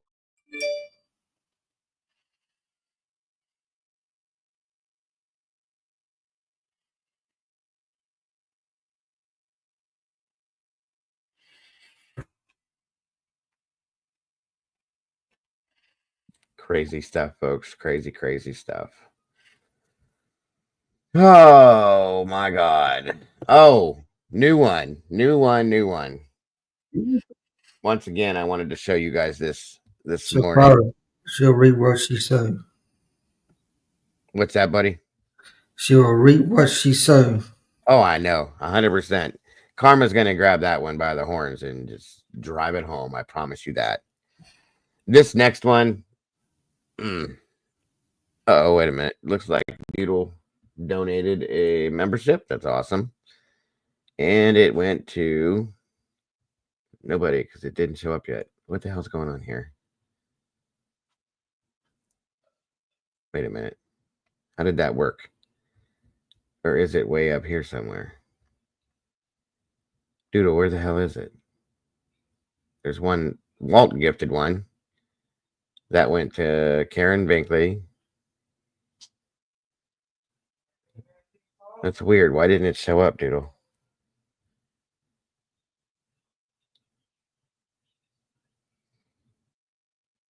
Oh, Twiz got it? Why am I not seeing it?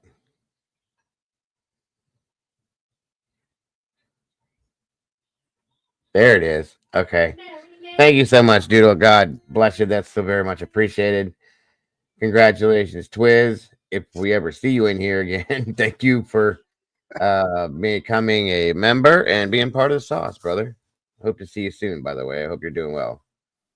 I spoke to him about a week ago. He said he's doing okay. So I know I'm blind. It just wasn't sticking. It flowed. It whatever. Hi, Mama Bear. Anyway, thank you so much, Doodle. I appreciate you, hun. More than you know. And that goes for all of you guys. Now I'm gonna run this again before I put this up because you guys aren't gonna believe this shit. Trigger warning. Content may I'm gonna include run it sensitive or again. violent content not suitable for all viewers. Feel free to step out if needed. Okay, so this is wild, folks. Be forewarned. Talk about being angry. I was pissed when I saw this the first time.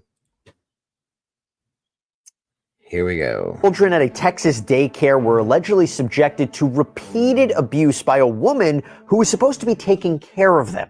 Authorities say she assaulted the children more than 130 times over the last several months. We are going to dig into how something like this could even happen, the charges she faces, and the potential consequences, all with a daycare and child injury attorney. Welcome to Sidebar, presented by Law and Crime. I'm Jesse. This woman is accused of kicking children in the face. Kicking children in the face. Please put me in a room alone with this woman for 5 minutes. That's all I need. 5 minutes. I've never laid my hands on a woman in my life, but I promise you, there's a first time for everything. C. Weber. Hey, Paige. Good to see you, girlfriend. Thank you for joining us. Good to have you here. I hope you're having a great day. All right, let's talk about 44-year-old Catherine Guzieska, who's currently behind bars in Smith County, Texas, because she is accused of kicking toddlers in her care at Pumpkin Doodles Daycare. And it was apparently all caught on surveillance footage. Yeah. So Guzieska, who was booked into the Smith County Jail on October 30th on 6 counts of injury to a child with the intent to cause bodily harm. She's still in custody. Those are very serious felony charges, and we're going to talk about that. But according to deputies, the way this all started was there was apparently a staffer at the daycare center who came across the surveillance video in October that showed some of these incidents. So the staffer then apparently notifies the father of one of the victims, who then calls the police. Investigators come over, they look over the surveillance video from inside the daycare, and they find that Guzieska allegedly... Why wouldn't the staffer call police first, then the parent? That's my thought, but just saying. They kicked 6 toddlers on 134 separate occasions. 134. All the alleged victims apparently were just 2 years old. This allegedly been going on for months. I want to talk about this right now, and I want to bring in Russell Button, a daycare and child injury attorney in Texas, who unfortunately, I would say unfortunately, we've had him on before, not because we don't like you, Russell, but because these are the things we're talking about. What are your initial impressions on this story? First off, Jesse, what happened to these innocent kids at Pumpkin Doodles Daycare is horrific. I mean, it is just heartbreaking when we first learned that this abuse had been going on for so long and happened so often. That's my question, Dan. Welcome back, brother. Why did nobody stop her before the 134th time? She must have kept the video private or something. They couldn't see it, and somehow they got a hold of it and went back and saw. That's my only thing, I think. Great to have you here, buddy, again. Great to see you. So yeah, that it is the great question. That's crazy as shit. Why? Good point, Jerry. Why do people hate children? How are you going to kick a toddler? Put me in a room, 5 minutes. That's all. I'll kick the shit out of her. Swear to God. This is what I'm saying. Me and Doodle both agree on this too. Turnabout is fair play. An eye for an eye is what it is. And I'll be damned if a lot of these people, they definitely deserve it, in my opinion. Just saying. So sick and tired of seeing this shit. It's not even funny.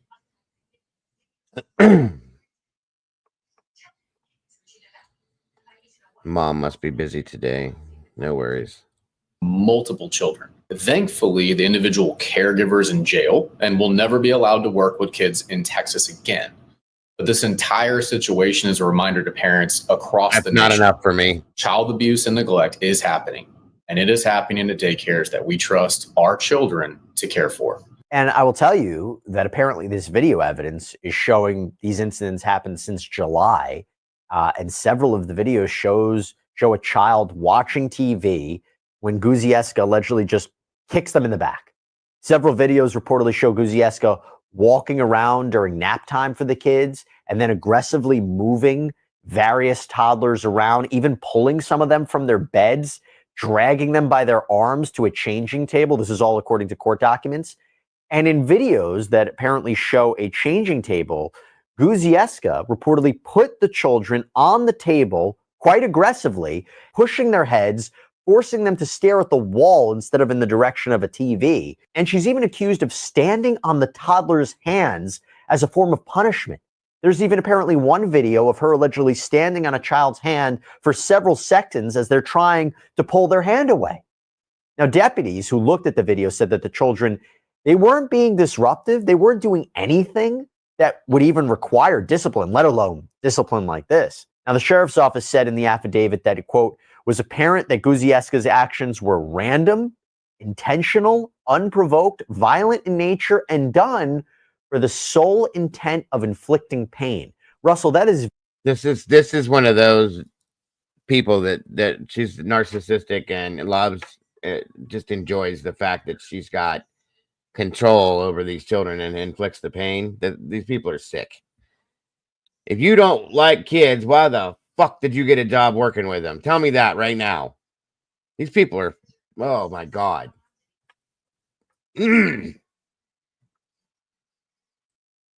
Very important language and a very important description. What do you take away from that?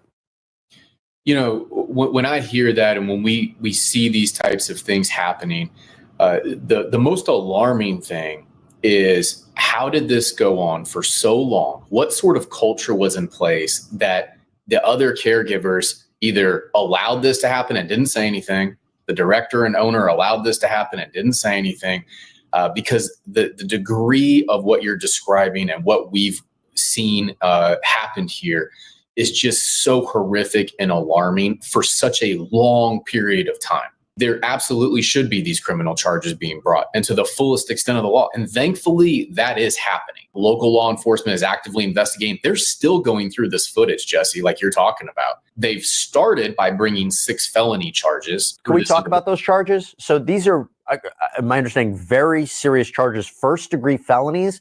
And under Texas law, does that carry 5 to 99 years in prison? Am I right about that? Honestly, I'm not the criminal defense attorney to know what the sentencing requirements are, but I can tell you from all of our daycare injury cases where we've helped guide these families through that process, as far as what the court can do per charge is according to the sentencing guidelines for these exact felonies, and there is jail time. Absolutely. And we hope that this court and this DA does not let this lady off the hook and does not take it lightly, because this needs to send a message. That this is unacceptable for a caregiver to even put themselves in that position, and a daycare for allowing it to happen. These things need to be brought to light. Now, there's 6 charges right now. They're still going through this footage. There may be more coming. This is what we know right now. And that's just the criminal justice system, right? That's the criminal pathway that these families have for some justice through the criminal system. There's also the state licensing and the civil pathway of a civil lawsuit that these families have as recourse against this daycare to hold them accountable, to bring awareness to this and make sure it doesn't happen again. I want to talk about that. I want to say really quickly, thank you for coming to us here on Sidebar for this story. I know it's not an easy one to hear. It's a distressing one to hear, but we really appreciate it. And also, I have to thank our partner, Morgan & Morgan, for sponsoring this episode. It helps us make these shows possible. And here is the thing. You should get injured. America's largest injury law firm, Morgan & Morgan, may be who you want in your corner. Aside from the fact that there's no upfront fee, aside from the fact that the whole process from beginning to end can be done right from your smartphone, Morgan & Morgan has an incredible track record, like recent verdicts of $12 million in Florida and $26 million in Philadelphia. And these are higher than the highest insurance offers in these cases. And look, even if your case isn't worth millions of dollars, Morgan & Morgan will fight for what you deserve. So if you're injured, you can easily start a claim at forthepeople.com/LC sidebar. I do want to go back to this other idea of, in your experience, whether it's a criminal case or a civil case, if there's someone's being sued over this, are there any defenses? I mean, what would be a defense? It's one thing to say, you know, a parent came forward and made an accusation against the caregiver that they were being abused. And then you have a back and forth with the caregiver saying, no, the child injured themselves because they fell off the table or they were playing. When it's caught on surveillance footage, what is a possible defense, if any? There's no defense to this. There is no excuse for child abuse. I mean, that is crystal clear. And what we know here, as far as the civil case and what defense could be brought, what they say and how they get attacked, These families have legitimate causes of action against Punkadoodles. Okay, the daycare. I don't like that this dumbass has the name Doodle in this. That not fair. Not fair at all. Doodle relates to an amazing person, not this piece of shit. Sorry. Is responsible for hiring this employee. So on their application, what's going to be their prior history? What sort of reasons was this person qualified? Because we know they weren't. Making sure they were qualified, training her, supervising her. There was no supervision because this wouldn't have been able to happen this often to this many kids for that long of a period of time had this caregiver been properly supervised by anybody to make sure that they were doing their job the right way. So we know Punkadoodles failed in that. There is no defense to this. What they try to do is they try to say, hey, it was a one-time isolated incident in these daycare abuse cases. No way we could have seen this coming. But this was not a one-time incident. This was repeated, systematic, routine abuse by this caregiver. And the history of this daycare alone, which is available to the public online, shows that as recently as of July of 2024 of this year, Punkadoodles was issued a citation from the state licensing department for its failure to have the required written policies and procedures on preventing and responding to child abuse and neglect. Think about that for a moment. That is unbelievable. And that begs the question, were these caregivers even trained on how to prevent and respond to child abuse? All of the caregivers. Can I ask you a question? What do you mean? Like there has to be a bulletin in the daycare that like a poster, if you observe child abuse, this is what you do? Or is it something that they're trained on separately when they're hired? What do you mean that what's required of them? Well, there's state laws for these daycare facilities that they're required to have policies and procedures. They have to have qualified, trained, and supervised caregivers through a whole litany of different aspects. One of the big high-level severity issues that we see in these cases, which we've been on your show before talking about, and we're doing here today, is daycare abuse, right? Child abuse. And so they're supposed to have policies and procedures. These caregivers are supposed to undergo routine and frequent training on preventing and responding to child abuse. So how to prevent it from yourself. It could be an emotional type training. But these daycares are supposed to have policies and procedures on it. They're supposed to qualify their employees on it to see if somebody has something on their background that would lead them to doing these things. Because this doesn't just happen if people love kids and love working at daycare. And then these other caregivers and the director has to be trained on responding and preventing child abuse. What symptoms to look out for, what red flags to look for. And this caregiver in this case had been working at this daycare since September of 2023. That's right. Which is long before this state issued that citation that the daycare itself had to put policies and procedures in place. What we don't know and what needs to be discovered for these families that they need these answers to is how many employees came through this daycare and didn't receive required instructions on how to prevent and respond to child abuse. That is what this civil case is. Thank you so much, Doodle. I appreciate you, hon. Right. And there is no defense to that. And to be clear, I haven't seen it, but there's no lawsuit that's filed as of yet. But you're suggesting that it's only, a matter of time? It should be. I mean, we hope that when something traumatic happens to a child at a daycare, that it's not just reported to the police and to the state, but they're actually held accountable civilly, because the criminal system is just punishing the individual, right? Sure. And that's just that justice, and that's a very important form of justice. State licensing, they're looking at it from administrative violations, right? And so that's one form from an administrative standpoint. But with what happens to the child, what happens to accountability for negligence, that has to be done through the civil aspect. And so while I'm not aware that there are any lawsuits or any attorneys that have been retained for this yet, there absolutely could and should be one here to hold them accountable and make sure to expose this and bring a bigger light to it. In that small of a town and that small of a community, this should never happen. And if something's not done about it, it's going to open up a door that, hey, this is going to be okay and acceptable behavior, which it is absolutely not. Talking about the daycare's owner, who has been identified as Melanie Dawn Law, she came out and said she immediately fired this woman when the alleged abuse was exposed, called the police, also called the Texas Department of Family and Protective Services, and the agency, as you alluded to, determined that Guzieska can no longer work at any daycare, hospital, nursing home, any facility that cares essentially for vulnerable people. That response, you would say, I imagine, is adequate. It's just what happened before, right? It's that she didn't do enough to monitor her employee. One of the questions that I've had is, in your experience, are daycare owners, employees, are they supposed to review the footage every day? How often do they review surveillance footage?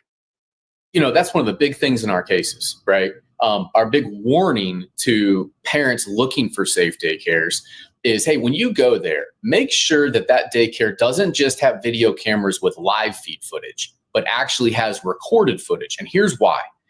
These daycares absolutely should be reviewing the footage routinely, frequently, and often when they see things that are happening. They need to be bringing light to it. That's how they need to be doing their training. And far too often, they have these elaborate systems and video surveillance systems, but they don't do anything with them. And what good is that? If these caregivers feel the freedom to be able to do these types of atrocious acts to children, to little kids, innocent kids, and they know they're being recorded and they know that they're on camera, then what does that tell you about the other types of culture that's at that daycare and the system, that they're that open to being able to do this on camera and not be for a fear of retribution by the daycare owner? So should this daycare director have called the police and the state, and did they take actions when they first claimed they learned about it? Sure, absolutely. That's what we expect them to do, and we hope that they do. But what happened in the months and months and months before this, when all this was going on and the police are going through this footage saying, we haven't gotten through it all yet? I mean, this is just alarming. Let me ask you this. I had mentioned that the Texas Department of Family and Protective Services were called by this owner. They made a determination about Guzieska. But what role do they play now in this investigation? What do they do next? So DFPS is part of the state agency. They're going to come in from the state of Texas. They're going to investigate this daycare. They're going to take a look at abuse, neglect, and lack of supervision, okay? For every different aspect of what could have happened to these children based off of the state minimum standard laws. And then they're going to put out those findings and violations that is public record out there. So it's one of the three different functions that happens when a child is injured at a daycare facility like this and abused. You have the criminal case, you have the civil case, and then you have the state licensing investigation. So it's a critical component. They'll send an investigator out there. They'll talk with the different families. They'll review footage. They'll review records and documents, and then they'll compare it to the state standards with the law, and they'll come up with a list of violations, and they'll have a report with it. Let me ask you this, if this complicates it at all. The owner of this daycare, Ms. Law, who I mentioned before, she spoke with Texas news outlet KSLA and told them that she has sold the daycare to a new owner. They're going to be reopening it this month under a new name. Does that complicate anything? Not at all. Even though this owner, who was also the director of the daycare, sold the daycare when all this came to light, Pumpkin Doodles can and should still be held accountable for its failures. They can't just escape justice by simply selling off the company. You know, we see people try to do that. That's not the way it works. Consulting with an experienced daycare and child injury lawyer like our team, that's what we do. We have experiences in cases like this where an owner or a daycare owner closed down the daycare, even if they didn't try to sell it off. That is not a way to escape justice as well. They can't get away with it. There's things in place for that. There's also insurance coverage that's in place for these things. That doesn't just simply go away because you sold the company or closed down your daycare. All right. Well, let's see what happens. I'll tell you, Guzieska currently behind bars, reportedly on a $450,000 bond. No word yet on when she'll be back in court, but we'll see. Just another horrifying case of alleged child abuse that we're seeing in these daycares. But Russell, really, thank you so much. Russell Button, really appreciate you taking the time. Thank you, Jesse. Appreciate you. All right, everybody. That's all we have for you right now here on Side.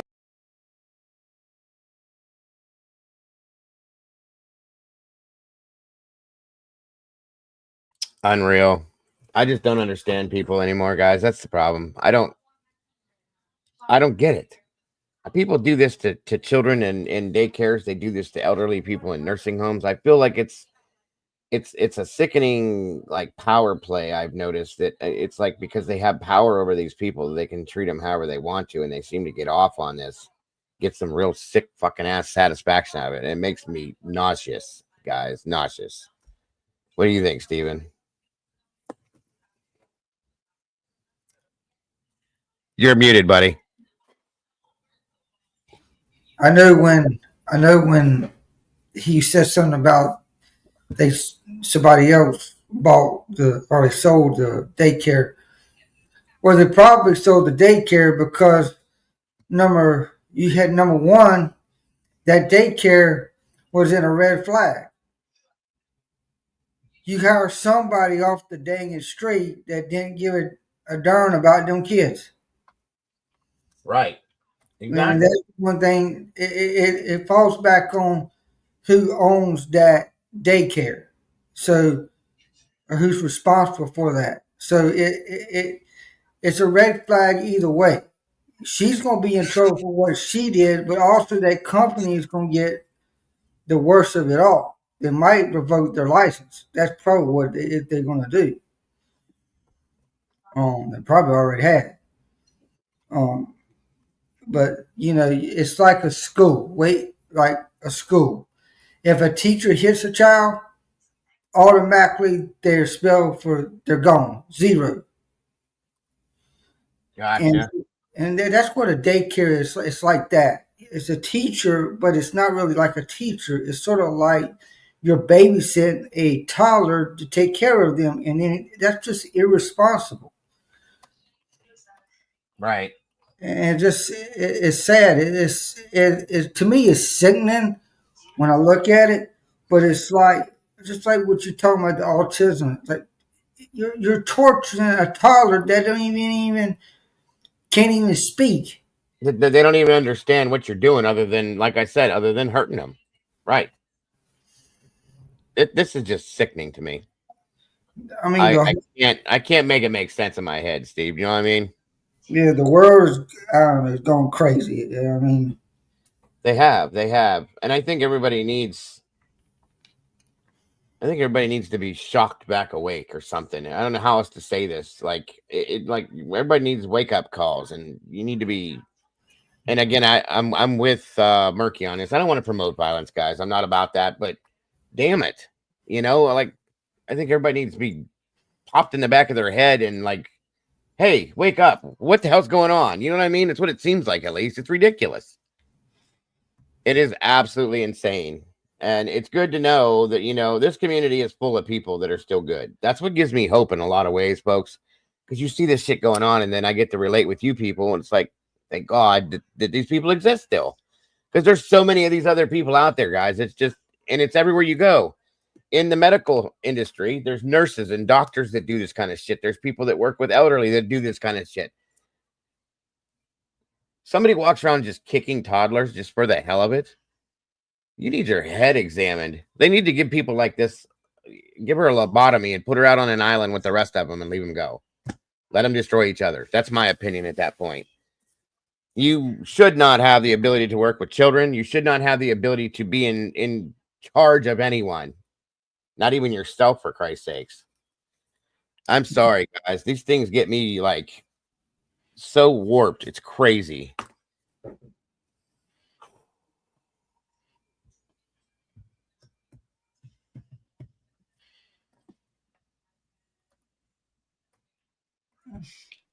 It's like, my own. It's just like a while ago, I get alerts all the time on breaking news or whatever, but it's like, what is kids thinking? They bringing a pellet gun to school or a gun to school? What are you thinking? You're going to get caught. Because they don't have a fear of consequence anymore, bud. And it's just like, but it's just sad. It's just kind of like, not really sad. It's just kind of, why would you bring something like that for? But, yeah. That's it. They don't. Well, a lot of that, I'll be honest with you, in my opinion, is there's no parental guidance in some senses. A lot of these kids don't have parents there at 7:00 in the morning to say, hey, make sure you're wearing the right things to school. Make sure you've had your breakfast. Make sure your book bag is packed. Here's your lunch, if it works that way. Let me see what you got in your book bag. Let me see this and that before they walk out the door. That's the number one problem, because the parents are either too lazy to get their asses out of bed, or they're at work already, and these kids are doing this on their own. which in turn, I feel that they should have some kind of babysitter or something, maybe to guide them. Okay. There's where the problem lies, in my opinion, because my child don't walk out the door unless I look at him. The kid's wearing a purple shirt and green socks with yellow underwear sticking on the outside of his pants. I'm gonna go, yo, bro, what the hell are you doing? You can be individual, but let's fix this, okay? That's what I'm saying. You have to pay attention and parent your kids and stop handing these things to them and saying, here you go, have a nice life, because that's what people are doing. And these kids are doing this shit. Either, the younger kids are doing it because there's no guidance. They don't realize, and then they're getting expelled and in trouble. And then they go home, and then their parents are pissed at them. Well, what'd you do that for? Well, maybe because you weren't around to tell me not to. How about that? That's another thing that I'm so aggravated about. It's not hard to be a parent. It's really not. And here's the thing. If it is for you, stop having kids, okay? Just do it. There's enough of us out here that have children, that want children, that can parent our children. We don't need you doing it too. It's enough already. When I went on your other broadcast, when you were talking about that missing girl from the Dallas, she went to the game or whatever. Yeah. And I said, what the? You can't go nowhere to enjoy a game without all this stuff going on. You can't go anywhere anymore, bud. I said that we've been saying that. Like, that's why nobody wants to go anywhere anymore. Nobody wants to go to bars or to the movies or a bar. Or like I said, a grocery store for that matter, because you got to deal with stupid shit. You're always looking over your shoulder. You got to have your kids in the grapple hold, making sure nobody's going to take them. People just stay home anymore, and that's what's going on. Everybody's sick of it.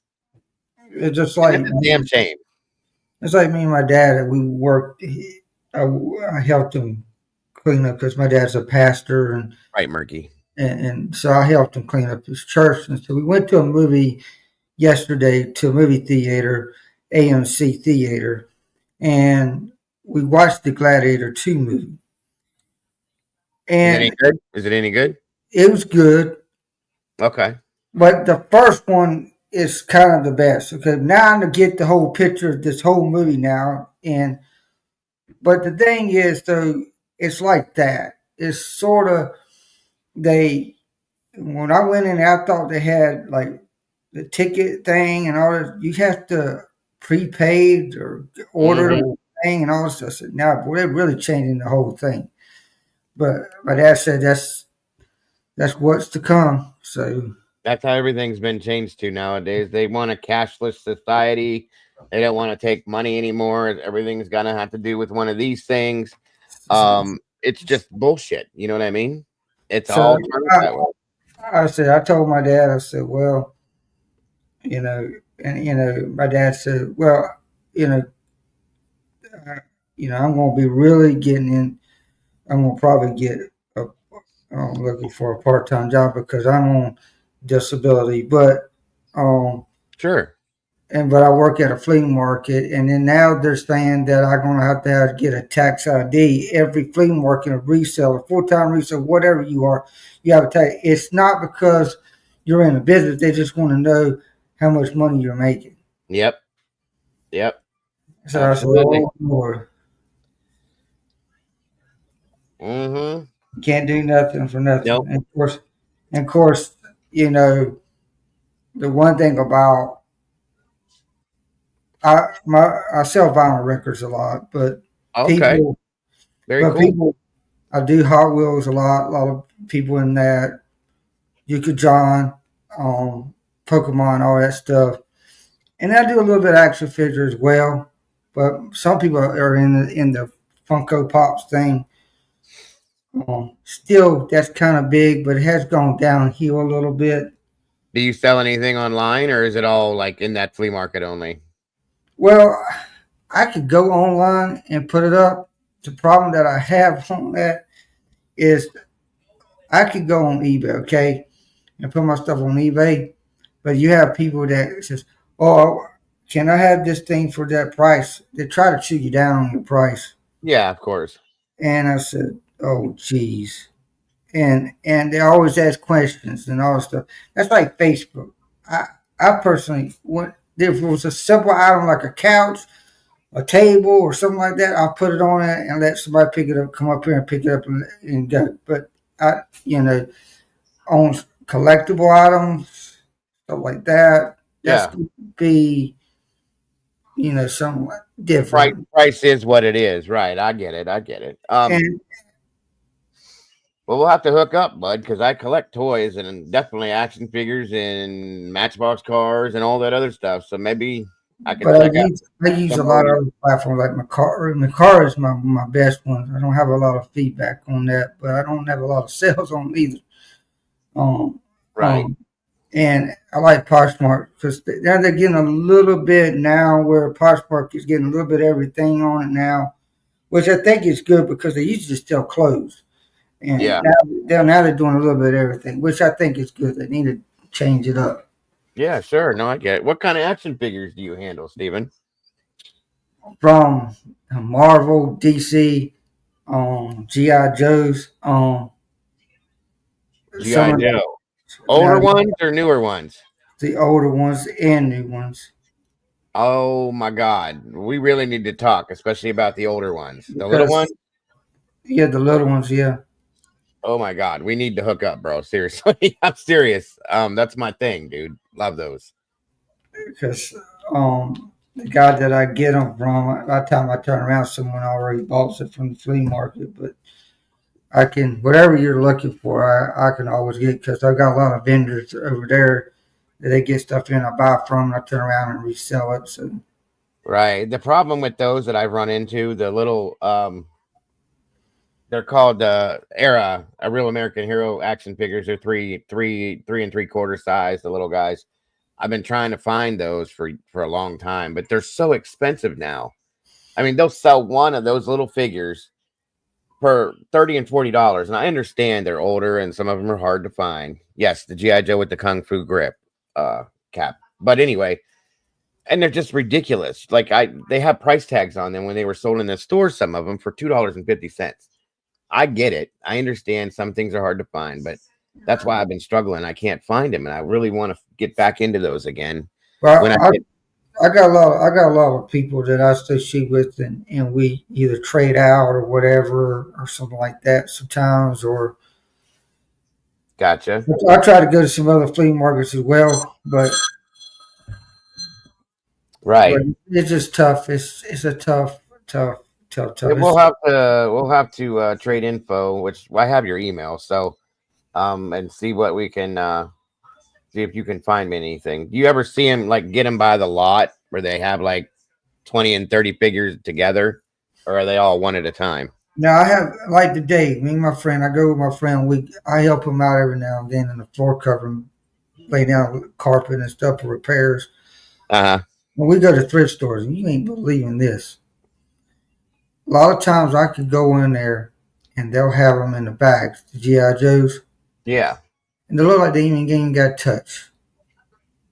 I said, look, and they're like $3 in the bag. $3. And these kids don't even know, a lot of them, people don't even know what a G.I. Joe, or they just get tired, or they're just tired of looking at it, so they just donate it to the thrift store. Yep. But sometimes you'll find a treasure that you never run across. I run into that all the time. But I go looking for that and I never find them. So you're lucky I'm not. But it's just like if you hit it at the right time. Absolutely. Absolutely.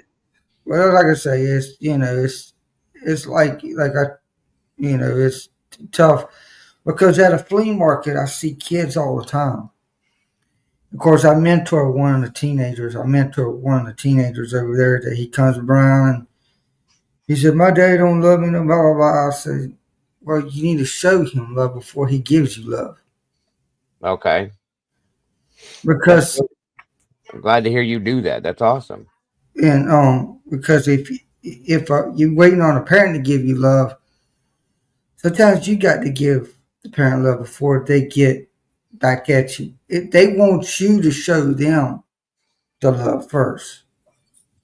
Gotcha. So, because sometimes a parent is like maybe busy, but just make sure you you just tell your dad and mom low, because you don't even know if you're gonna see them or not. I mean, be honest with you. Yeah. And the I way that, understand.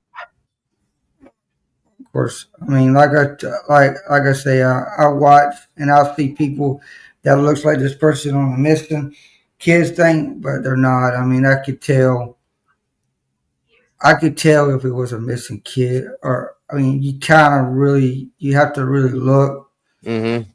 But some of these kids look like when they show the little kid on the missing kids thing, and that's sort of similar. Like I seen that kid before, Uh-huh. but it's Right. not. You know, and I said these little kids is almost like identical on. Why you have to show their little faces like that? No, I gotcha. Like Absolutely. the Sebastian Rogers case, I don't even really talk about it much because I don't. It's not real truth. It's like people say this and that. I said I don't want to hear the drama. I don't want to hear all the nonsense. And of course, speaking on Absolutely. That's what there's a lot of it too. I see that. I've and seen some of your comments in the chat about stuff when we're talking about stuff, and it makes sense what you're saying. I agree with you. So absolutely. but I just don't. I don't go out and I don't do what other people do on their channels. I don't do drama on the channels. I don't. And sometimes I do karaoke on Friday nights. I sing. I've heard that some of the people in here have gone over and caught it. I have not had a chance yet. I don't get notifications, but I'm gonna make sure. I'm gonna go check it. I told them last time, they said that Doodle was over there watching you one night, I guess. I'm gonna make sure I'm subscribed to you for sure. I thought I was. And I do sing with the Filipinos because they're the ones that supports my channel more than a lot of the people out there, to be honest with you. Well, I understand. Well, like I said, guys, if we have I didn't even know until I think it was last week that you had a channel. Doodle had told me about it and said it's a lot of fun over there. So I went over to make sure that I was subscribed, and I'm gonna make sure that I hit the thing. There's the link. Thank you, Doodle. Make sure that we can get some others over there checking it out to support you, brother. 100%. I told you guys, any one of the people that come into this community, I support every one of you guys. If you're starting your own channels, running your own channels, as long as you're not out here trying to create drama, you know, I'm 100% beside supporting all you guys, because everybody should be able to do this if they want to. So absolute. And there is the link for it, guys. Go check it out. If nothing else, if you're bored one night, you have nothing else, go check it out and hang out with Steven. I'm sure it's a lot of fun. Doodle said it was. So for sure. Because say I had a first channel and it went down because a troll knocked me out, reported me and said I was doing this and that, which it wasn't. I lost every subscriber. I almost had over 5,000 subscribers. Good stuff, bro. Good stuff. But I never give up, because you can knock my channel down, but I'll be right back up. Maybe with a new thing. Believe me, I've thought about quitting multiple times and just saying, washing my hands and saying forget about it and walking away. Out of frustration mostly.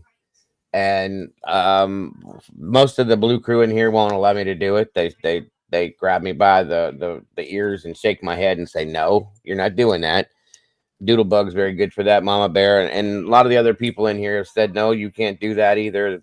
They'd be upset. And of course, I don't want to let anybody down. So that's another reason. It keeps me above my head above water and keeps me thinking positively, because I feel like if I do that, I'll let people down, and I don't want to do that ever. So yeah, I mean, especially not these guys who have supported me for 2 years plus. You know what I mean? I can't do that.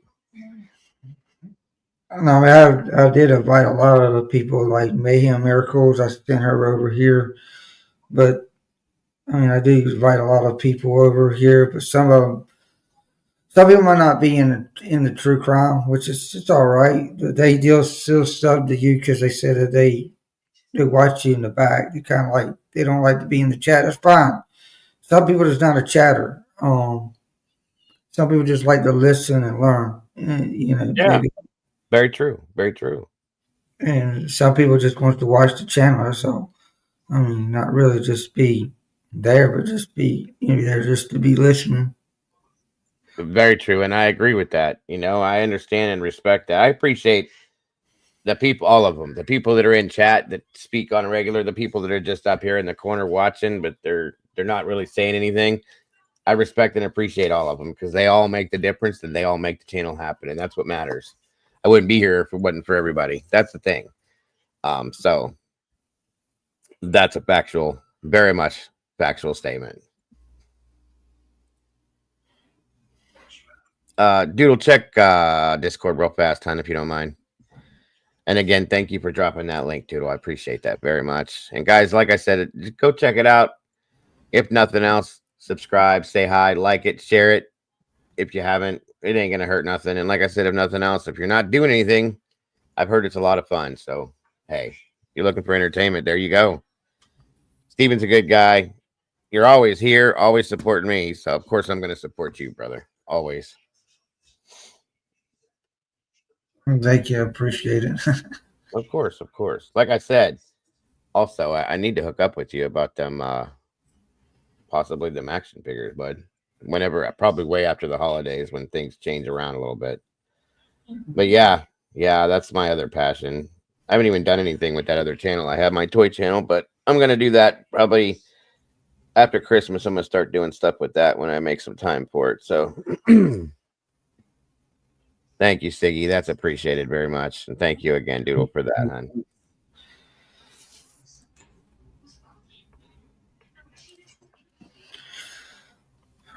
So I think, guys, it's gonna do it for now. Yeah. 6:40. I gotta say though, because I'm kind of wired today, I might come back in here in a little bit and do another one. Who knows? Just running them all day, guys. Who knows? Lord knows I need to. That's for sure. But and if you guys aren't doing nothing later, look for me and hop back in, guys. I'm always happy to hang out with all of you guys.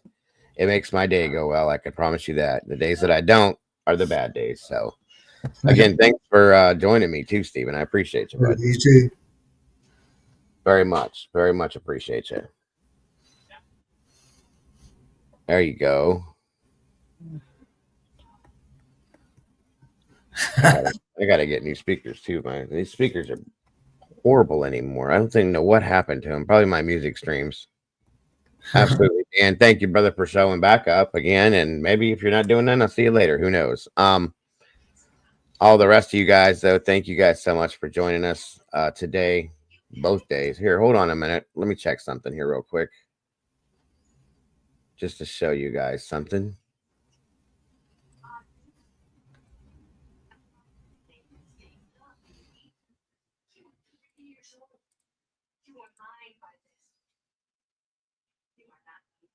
Okay. Just to give you guys a little heads up on it. This is our friend Steven's channel, Steven's Adventures.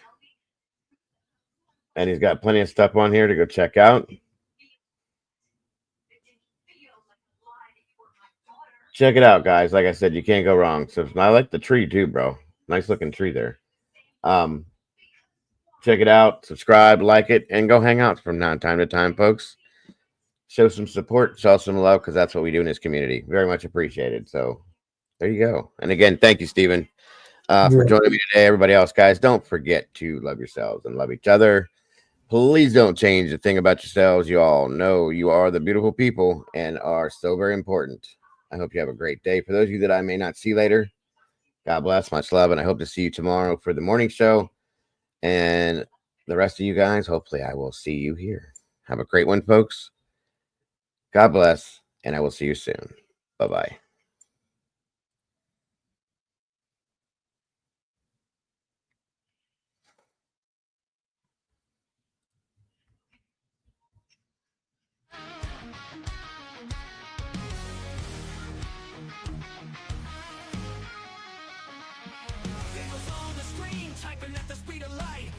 Down the shadows, bringing wrongs to right, digging deep in the data, facts sharp as a knife. With every single story, he's fighting for a life. voice for the voiceless. He won't stay quiet. Daniel's got the fire igniting the fight. True crime revelation shining through the night. With every victim story he pulls at the strings. A hero in the darkness, hear the truth he brings. From the shadows he rises, streaming loud and clear. Cracking cases, open hearts filled with fear. His channel's a beacon in a world gone wrong. He guides us through the chaos, a soldier so strong. The clicks and the lights, they follow his lead. With every new case, he plants a new seed. Sharing their stories, giving hope where it fades. Daniel's a warrior through the trials he waits. In a world of silence, he shouts out their names. Daniel's got the fire igniting the fight. True crime revelation shining through the night. With every victim story he pulls at the strings. A hero in the darkness, hear the truth he brings. From the shadows he rises, streaming loud and clear. True crime revelation shining through the night. With every victim story he pulls at the strings. A hero in the darkness, hear the truth he brings.